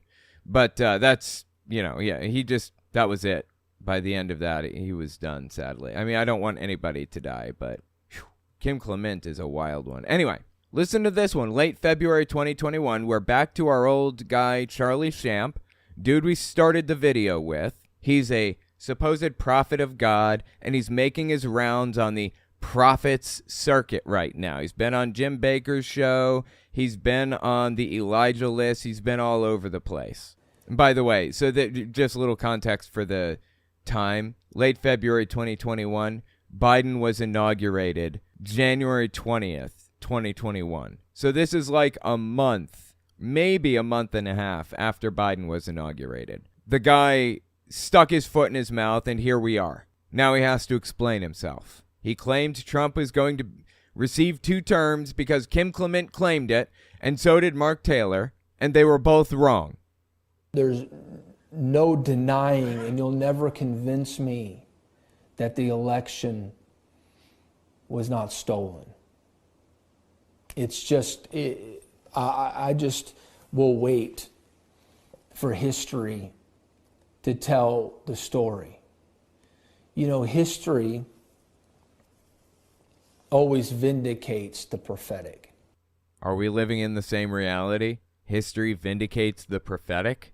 What? History never vindicates the quote-unquote prophetic from this guy and from all of these other so-called prophets, Mark Taylor and, Erskine and all of the others, Johnny Enlow and whoever else, Kat Kerr. They're never vindicated by history. What are you talking about? And also, this was years ago now. Has history vindicated this guy that Trump won the election? Of course not. Trump lost, plain and simple. There's no other way to frame it. He lost, and he couldn't deal with the fact that he lost, so he caused a coup against the U.S. government to try to stay in power. That's what happened to Trump. Here's another one, early February 2023. This one is a little bit more recent.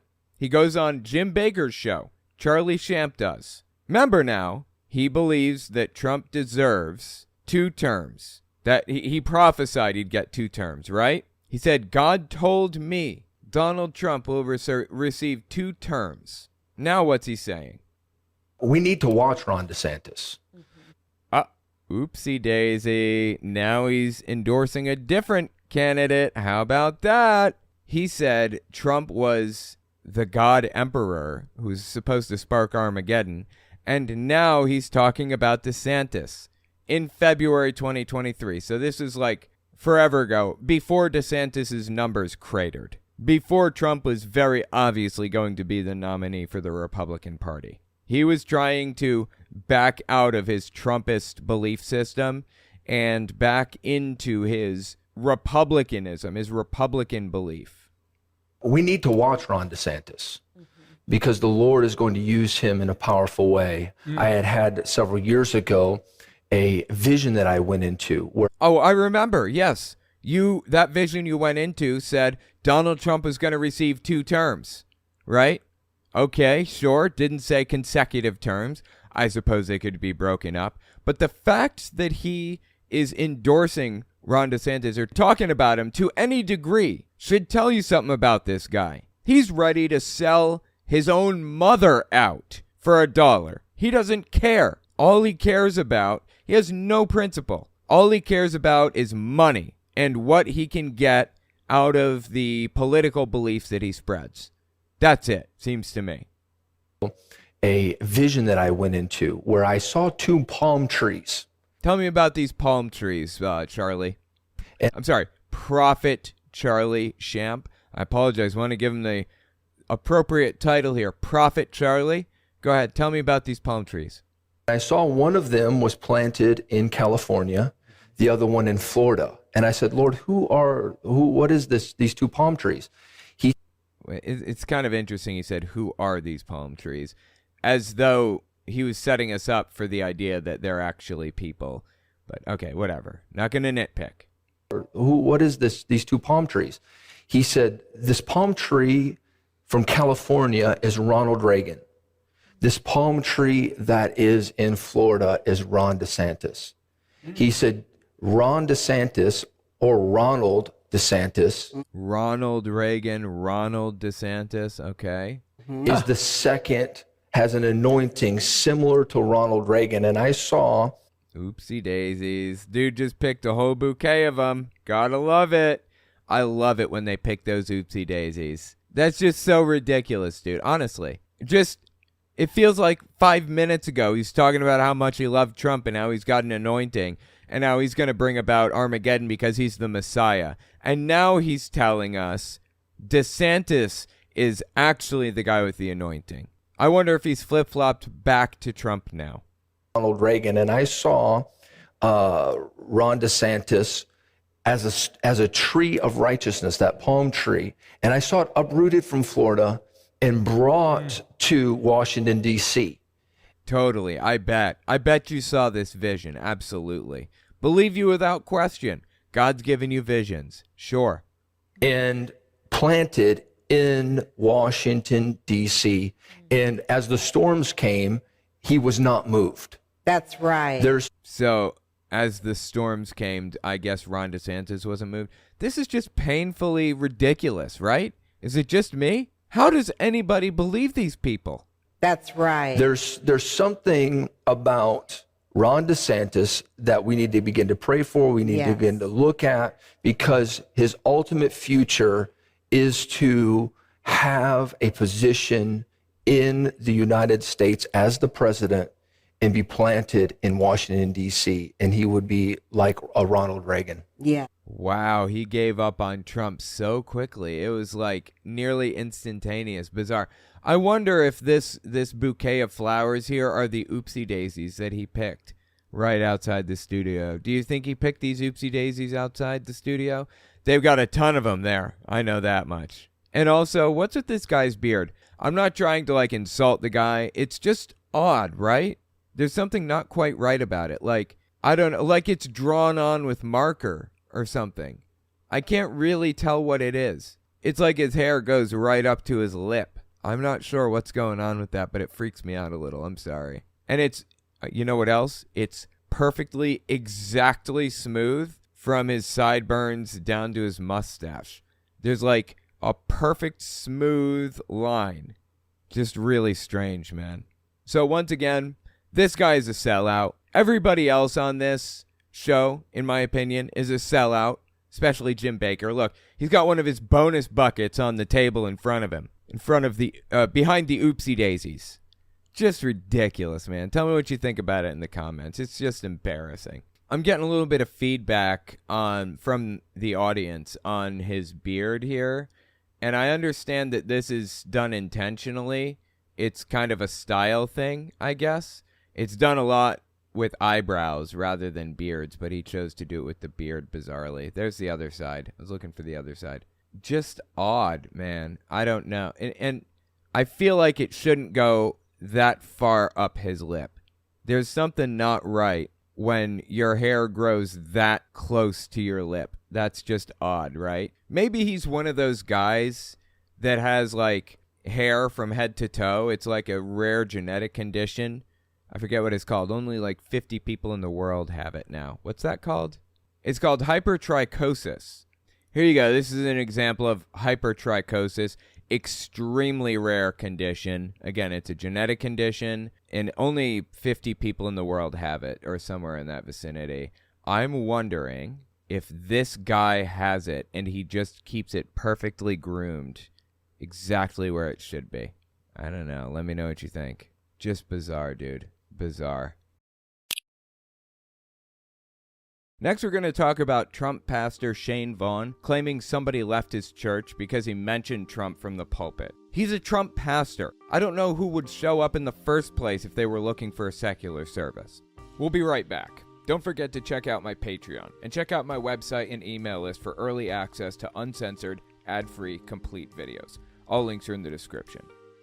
Donald Trump carries the prophetic seal of the calling of God. He is Joseph. If you are anointed by Yahweh for a specific plan and purpose, you are a Messiah. Got to give his audience a second to think that one over. Yeshua was the Messiah of mankind. Yeshua is Jesus' real name because Jays didn't exist at the time. Jesus was the Messiah of mankind. But Donald Trump is the Messiah of America. That's putting Donald Trump on the same level as Jesus. This is a Trump pastor named Shane Vaughn, if you've never heard of him. He believes that Donald Trump is a Messiah. And he preaches about it regularly at his church. Absolutely psychotic. So what was this dude doing on September 11th, 2023? You know, the day that we lost so many people in the Twin Towers attack? What was he doing, I wonder? I had a man literally leave my church this week because I mentioned Donald Trump in the... I bet. Yeah, totally. That makes sense. You've literally built your whole theology around Donald Trump being the Messiah. And you mentioned Donald Trump's name from the pulpit, and that was just too much for your parishioners. What? This dude got famous off of his, effectively, Trump religion. He got famous from that. Why would somebody from his church leave when he said Trump's name?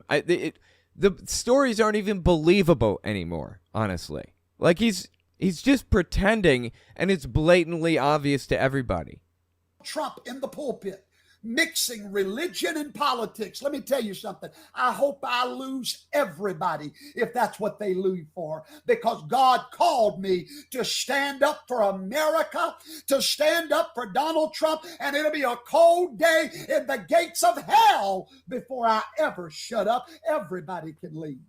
Jesus Christ, dude. Well, he's just virtue signaling here. He believes that it's a virtue to worship Donald Trump as the Messiah, and he's signaling to his base, his supporters, his churchgoers, that he loves Donald Trump more than anybody else, and he's going to be the best at loving Trump and blah, blah, blah, blah, whatever.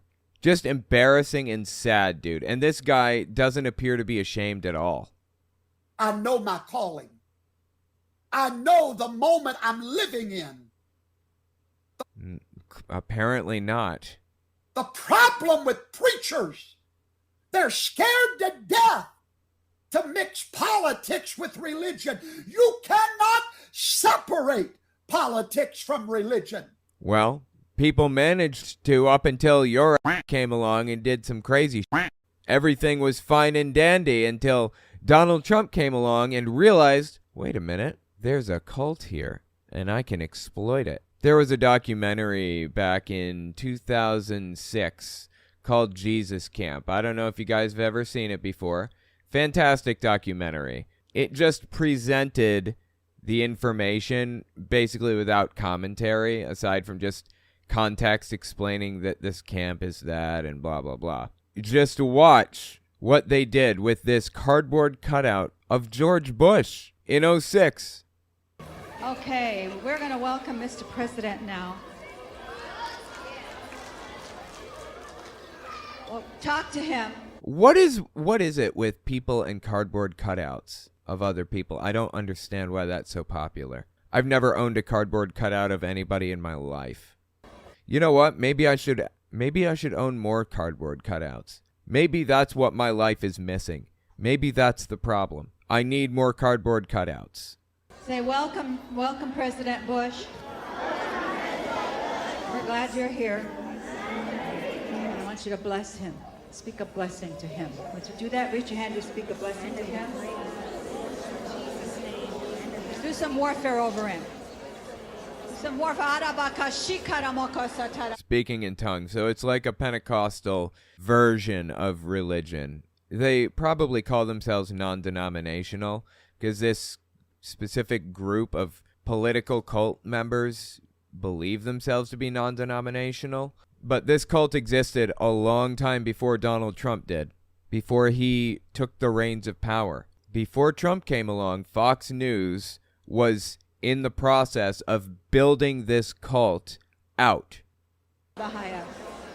He has surrounded himself with spirit-filled people. So pray in the Spirit over him. Here he is. He's come to visit us. Yes, Lord. Thank you, Jesus. Tell him, Mr. President. One nation under God. Isn't this like idol worship? Isn't that what's happening right now? They're not worshiping a person. They are apparently seemingly worshiping a representation of that person. So the point is that the cult existed long before Donald Trump came along. He just grabbed the reins of control and used it for his own ends. For the record, I have like 6 videos of people on the right using cardboard cutouts of Mike Lindell and Donald Trump and George Bush and everything else. I'm not going to bother showing every one of them, but suffice to say there are a lot of them. A weird number of cardboard cutouts on the right, okay? Ticks from religion. They are one and the same. The point is, Shane Vaughn believes, apparently, that you can't separate politics from religion. They are one and the same. But until this little political cult that started out worshiping George Bush Jr., well, really started out worshiping Reagan, but it got bad under George Bush Jr. And then under Donald Trump, he's basically calling out to the fact that this cult exists, and it has existed for a long time. And he's a member of it now. It makes up about 40% of the Republican Party, in my estimation. I could be wrong. I'm just throwing a number out there based on some educated information, an educated guess, you call it. But I think it's about 40% of the Republican Party are members of the full-blown Trump cult. The people that Shane Vaughn believes are here to save the country and protect his dear leader and all this other stuff. Insane. Now, as it turns out, surprise, surprise, Shane Vaughn is a fan of Tucker Carlson. Who could have guessed? Well, Tucker Carlson came out with a conspiracy theory recently that Donald Trump is going to be assassinated. And Shane Vaughn, believing that Trump is his messiah, did not take too kindly to that. Give this a listen. Early September 2023. I'll tell you another plan that's not going to work. And I love Tucker Carlson. Y'all know I love Tucker. And I don't mean to disagree with Tucker. Boy, he's really hedging. He likes Tucker, doesn't he? No one is going to assassinate Donald John Trump.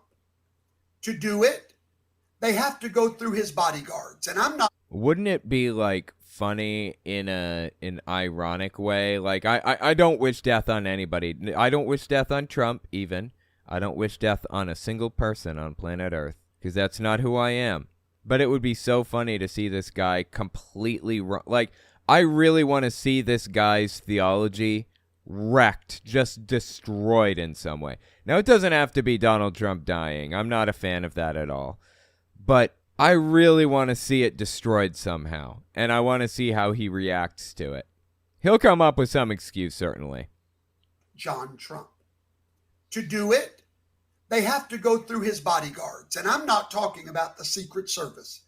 I'm talking about the super secret service. Michael, Gabriel, Raphael, every one of the angels that have been assigned to protect God's man. Are those the only names he could think of? Raphael, Donatello, Michelangelo, Leonardo, whatever? Just ridiculous. Is Raphael even listed as an angel in the Bible? Or did he just like start naming Teenage Mutant Ninja Turtles? Bible angel Raphael. Raphael is one of the archangels, apparently. I didn't know that. Wow, okay. That's news to me. Well, apparently he only knows those archangels. What were they? Donatello, Michelangelo, Raphael, and Leonardo? Were those the were those the archangels that protect Donald Trump? I think I've seen an artist's depiction of those archangels defending people. One of them uses nunchucks, right? The other uses a sword. The other uses sais. Really hard to remember. It's been so long since I've seen this artist rendition. Go on. Oh, that was the end. Okay. Well, here's the reasoning why he believes that Donald Trump is God's man, that he's the Messiah. Because a guy named Kim Clement back in 2007 prophesied that Trump shall become a trumpet, quote unquote. It says it right here on screen. Trump shall become a trumpet, says the Lord. Trump shall become a trumpet. And it says, Bill Gates will open up the gate of a financial realm for the church. Of course, I don't know what Trump will become a trumpet means. I don't know what Bill Gates opening a financial realm for the church looks like. It was all fake all along, all of it, right? Oh, yeah, and also he says that this president, the next president, God's president, is going to have 2 terms. Well, picking those oopsie daisies once again. Donald Trump only got 1 term, so yeah. Doesn't matter. You know what matters? That Shane Vaughn believes that Trump is the Messiah. Doesn't matter how wrong these prophets are, supposed prophets. Doesn't matter how wrong they are. Doesn't matter if his whole theology comes crashing down. He believes Trump is the Messiah, and he's going to stick to it no matter what. Listen to this. This is a little bit older. Early May 2021. I believe Trump was banned from Facebook. It was shortly after January 6th, a few months. And Shane Vaughn believed Trump to be the Messiah at the time. So he's doing everything he could to kind of amplify Trump's voice at the time. Listen to this. 100,000. Oh, and I apologize. Shane Vaughn is in the corner. Not much I could do to fix that. He kept himself in the corner. We need 100,000 patriots to become reporters for Donald Trump. Get his words out there, since they wanted to be so smart that they wound up being stupid. I don't know who they is, but okay, go on. Wound up being stupid because they made the same mistake that Satan made when he killed Jesus Christ. Satan did not kill Jesus. Jesus died willingly and of his own volition to atone for mankind's sins in the lore. Satan had nothing to do with his death. I mean, this just shows that this guy knows nothing about anything, right? He's not a prophet. He's not some special Messiah or any of that other stuff. Shane Vaughn is just a dude that's full of shit. And for the record, before he ran this grift, this Trump grift, he ran another grift as a life insurance salesman. He was selling life insurance to people. He'd get their social security numbers because, you need to. You have to get their social security numbers. He would take out a life insurance policy on them and name himself as a beneficiary. And when they died, he would get all the money, mostly from older people. I think he made $100,000 that way. I'm not really sure. But he spent 4 years in prison for it. When he got out, he started running this Trump grift. He's not even good at it. Satan did not kill Jesus. Because they made the same mistake that Satan made when he killed Jesus Christ. By killing that one man and killing his voice, he created a world full of little Christians that echo the message of Christ. See? Stupid on the devil's part. The Bible says, had Satan known what was going to happen, he would never have crucified Jesus Christ. No, it doesn't, because Satan didn't kill Jesus. He didn't crucify Jesus. This is completely made up. Where the hell are you getting this? Give me a verse, something, anything. What he did was he started a harvest of Christians that echo the message. He only had one man to deal with. Now he's got a whole population full of us. Same thing they're doing with Trump. Let him. Isn't that an interesting comparison? He just compared Jesus to Donald Trump and vice versa. How about that? How about that for a comparison? Crucifying, but we're now the echo, and we're going to put it on every page, every Twitter account, everything we got. Now, because the oversight board didn't rule that we couldn't share Trump content. It's allowed on Facebook, for now anyway. So take advantage of it while we can. So it sounds like he's comparing Trump to Jesus in pretty clear terms, right? He views Trump as the new Jesus. I don't know how to make this any clearer. I'm ordaining all of you right now as evangelists of the Trump revival. Oh, that's how you make it clearer. Okay, well, geez, I didn't think it could be any clearer than that, but I guess it can. That's crazy. That is absolutely insane. This is mid-January 2023. Listen to him go off about his God Emperor. You are the 12 disciples. I.e., you, the people watching Shane Vaughn. Shane Vaughn's church are the 12 disciples to Donald Trump. Disciples that God has called to stand behind Donald Trump. And if Satan can get you tired, Donald Trump loses. Well, look, here's the thing. I don't know if Satan is attempting to make Donald Trump tired, but I will tell you this. I know for a fact that I made your mom tired last night. All right, sorry. I just needed a little lead up to that joke. Okay, let's keep listening. Loses. Because he cannot do this without you, and they know that. So that's why every day, drama, drama. And then here's what cowards say. I'm tired of all the drama. It's not drama. It's spiritual warfare. Well, look, your ass just called it drama, okay? I didn't call it drama. You did. You. If you don't want it to be called drama, then call it spiritual warfare. Jesus, dude, this is crazy. It's spiritual warfare. Learn the difference. Carnal-minded people think it's drama when the enemy is attacking and you are defending your territory like Donald Trump is. That's not drama. That is spiritual warfare for the nation of America. It's not pretty. It's not fun. It's not clean. But somebody's got to do it. Call me somebody. Jesus Christ on a cracker. This guy seriously needs help. Like, this is entirely too far.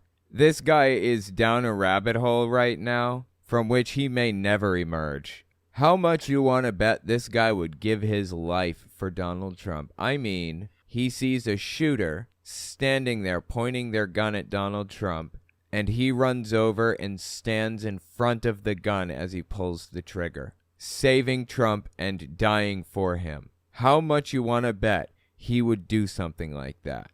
That's how much he loves Donald Trump. I'm telling you guys, there's a cult behind this. The cult's been forming for a long time. It's not unique to Trump. It existed under George Bush too, but Trump had the mental acumen to recognize it for what it was and grab hold of it and keep it. That is psychotic. Wow, just like dead silence from this dude, okay. Somebody's got to do it. Roar 24. Roar 24, what does that mean? Roar 24. I have made up my mind. I'm more determined now than I've ever been to stand behind this president. I'm more determined now to stand behind the anointing. I don't agree with everything the man does, but I do agree with everything that God does. And God appointed Trump as the Messiah.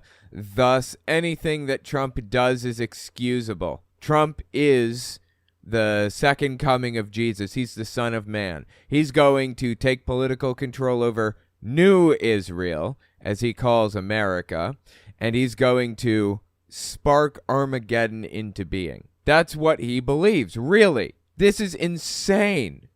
Does. And if God's okay with the man, I'm ready to join hands with every one of you and sing like the old black churches used to sing, I'm not tired yet. Wow, dude. Like the old black churches saying. Why did he pick out old black churches? Why didn't he pick out old white churches? Why didn't he pick out current white churches? Don't white churches sing? Don't all churches sing? Kind of a weird thing to like zero in on, isn't it? Is it just me? I'm not tired yet, he says. Does. And if God's okay with the man, I'm ready to join hands with every one of you. Well, how does he know God's even okay with the man? Like, doesn't God have like a master plan? Right? Isn't there a master plan at play? Isn't there like an overarching thing that God is trying to make happen or whatever? Isn't that something he believes? Do you think that maybe God's master plan is at play and that's why Trump was removed? Do you think it's possible that God wanted Biden in office rather than Donald Trump? Is that a possibility? A man of religious virtue, Biden being the good Catholic that he is, versus the pussy grabber? I mean, I'm just going to say it, I'm sorry. Versus him? How do you arrive at a conclusion that Trump is God's chosen man and Biden isn't? That makes no sense to me whatsoever. None. Okay, now that brings us to early August 2023. Shane Vaughn has some legal arguments he wants to lay down for us so that Donald Trump can get himself out of the trouble that he's in right now. Check this one out. So by the time these appeals are filed, Donald Trump... Talking about his indictments. Trump is up to like, what, 4, 5, 6, 7 indictments? I have no idea at this point. He's up to a ton of indictments right now. Federal and state. The state of Georgia, the state of New York. I mean, I don't even know where else. Donald Trump will be reelected president. Now, you already know that the Department of Justice has a long-standing policy. What is that policy? The Department of Justice doesn't have this policy. But okay, let's let him get it out. You do not prosecute a sitting president. Interesting choice, picking that word prosecute. There is a single memorandum passed around the Office of Legal Counsel that said, in their opinion, the president can't be indicted for a crime because there's a remedy for that, and that's impeachment. If he's impeached from office, he can be indicted after that for what he did while in office. Has nothing to do with prosecution. That's a relevant distinction because in this case, we have Donald Trump doing something wrong, illegal, and being indicted and charged and all that other stuff. And Shane Vaughn just flipped the word there. No, now it's not you can't indict a sitting president, which again is just from a memo that was written by the Office of Legal Counsel, whatever. Not a law, just a tradition. He flipped it from you can't indict a president to you can't prosecute a president. Nice little bait and switch there. Guess what Donald Trump will be at that time? That's what he'll be. Sorry. It's what Donald Trump will be at that time. A sitting president. People are asking, who is Professor Toto? This is Professor Toto. That's the name of his channel. Like, I'm Telltale, but my name is Owen Morgan. This is Shane Vaughn, but his channel is Professor Toto. The idea is he's like the dog from The Wizard of Oz, who, when all of the people showed up there, the dog pulled the curtain back and showed the wizard was pulling all the levers to scare people or whatever. Well, he's pulling the curtain back and showing the face of the deep state or whatever other nonsense. That's the idea. He's on like Telegram and Rumble and, you know, all of the other weird right-wing places. Anyway. At that time, a sitting president, at which time all prosecution must cease. No, it must not. That's not what the law says. Traditionally, a sitting president isn't indicted. Has nothing to do with being prosecuted while being a sitting president. I hope to God that Trump is not elected president while in jail. That would be a nightmare. Seriously. That would cause what I believe might be a constitutional crisis. That'd be really bad. Or at least be put on hold. He will serve his second term as the prophet of God said he would. Prophet of God being Kim Clement. I talked about that earlier. And then his protege will be the next president.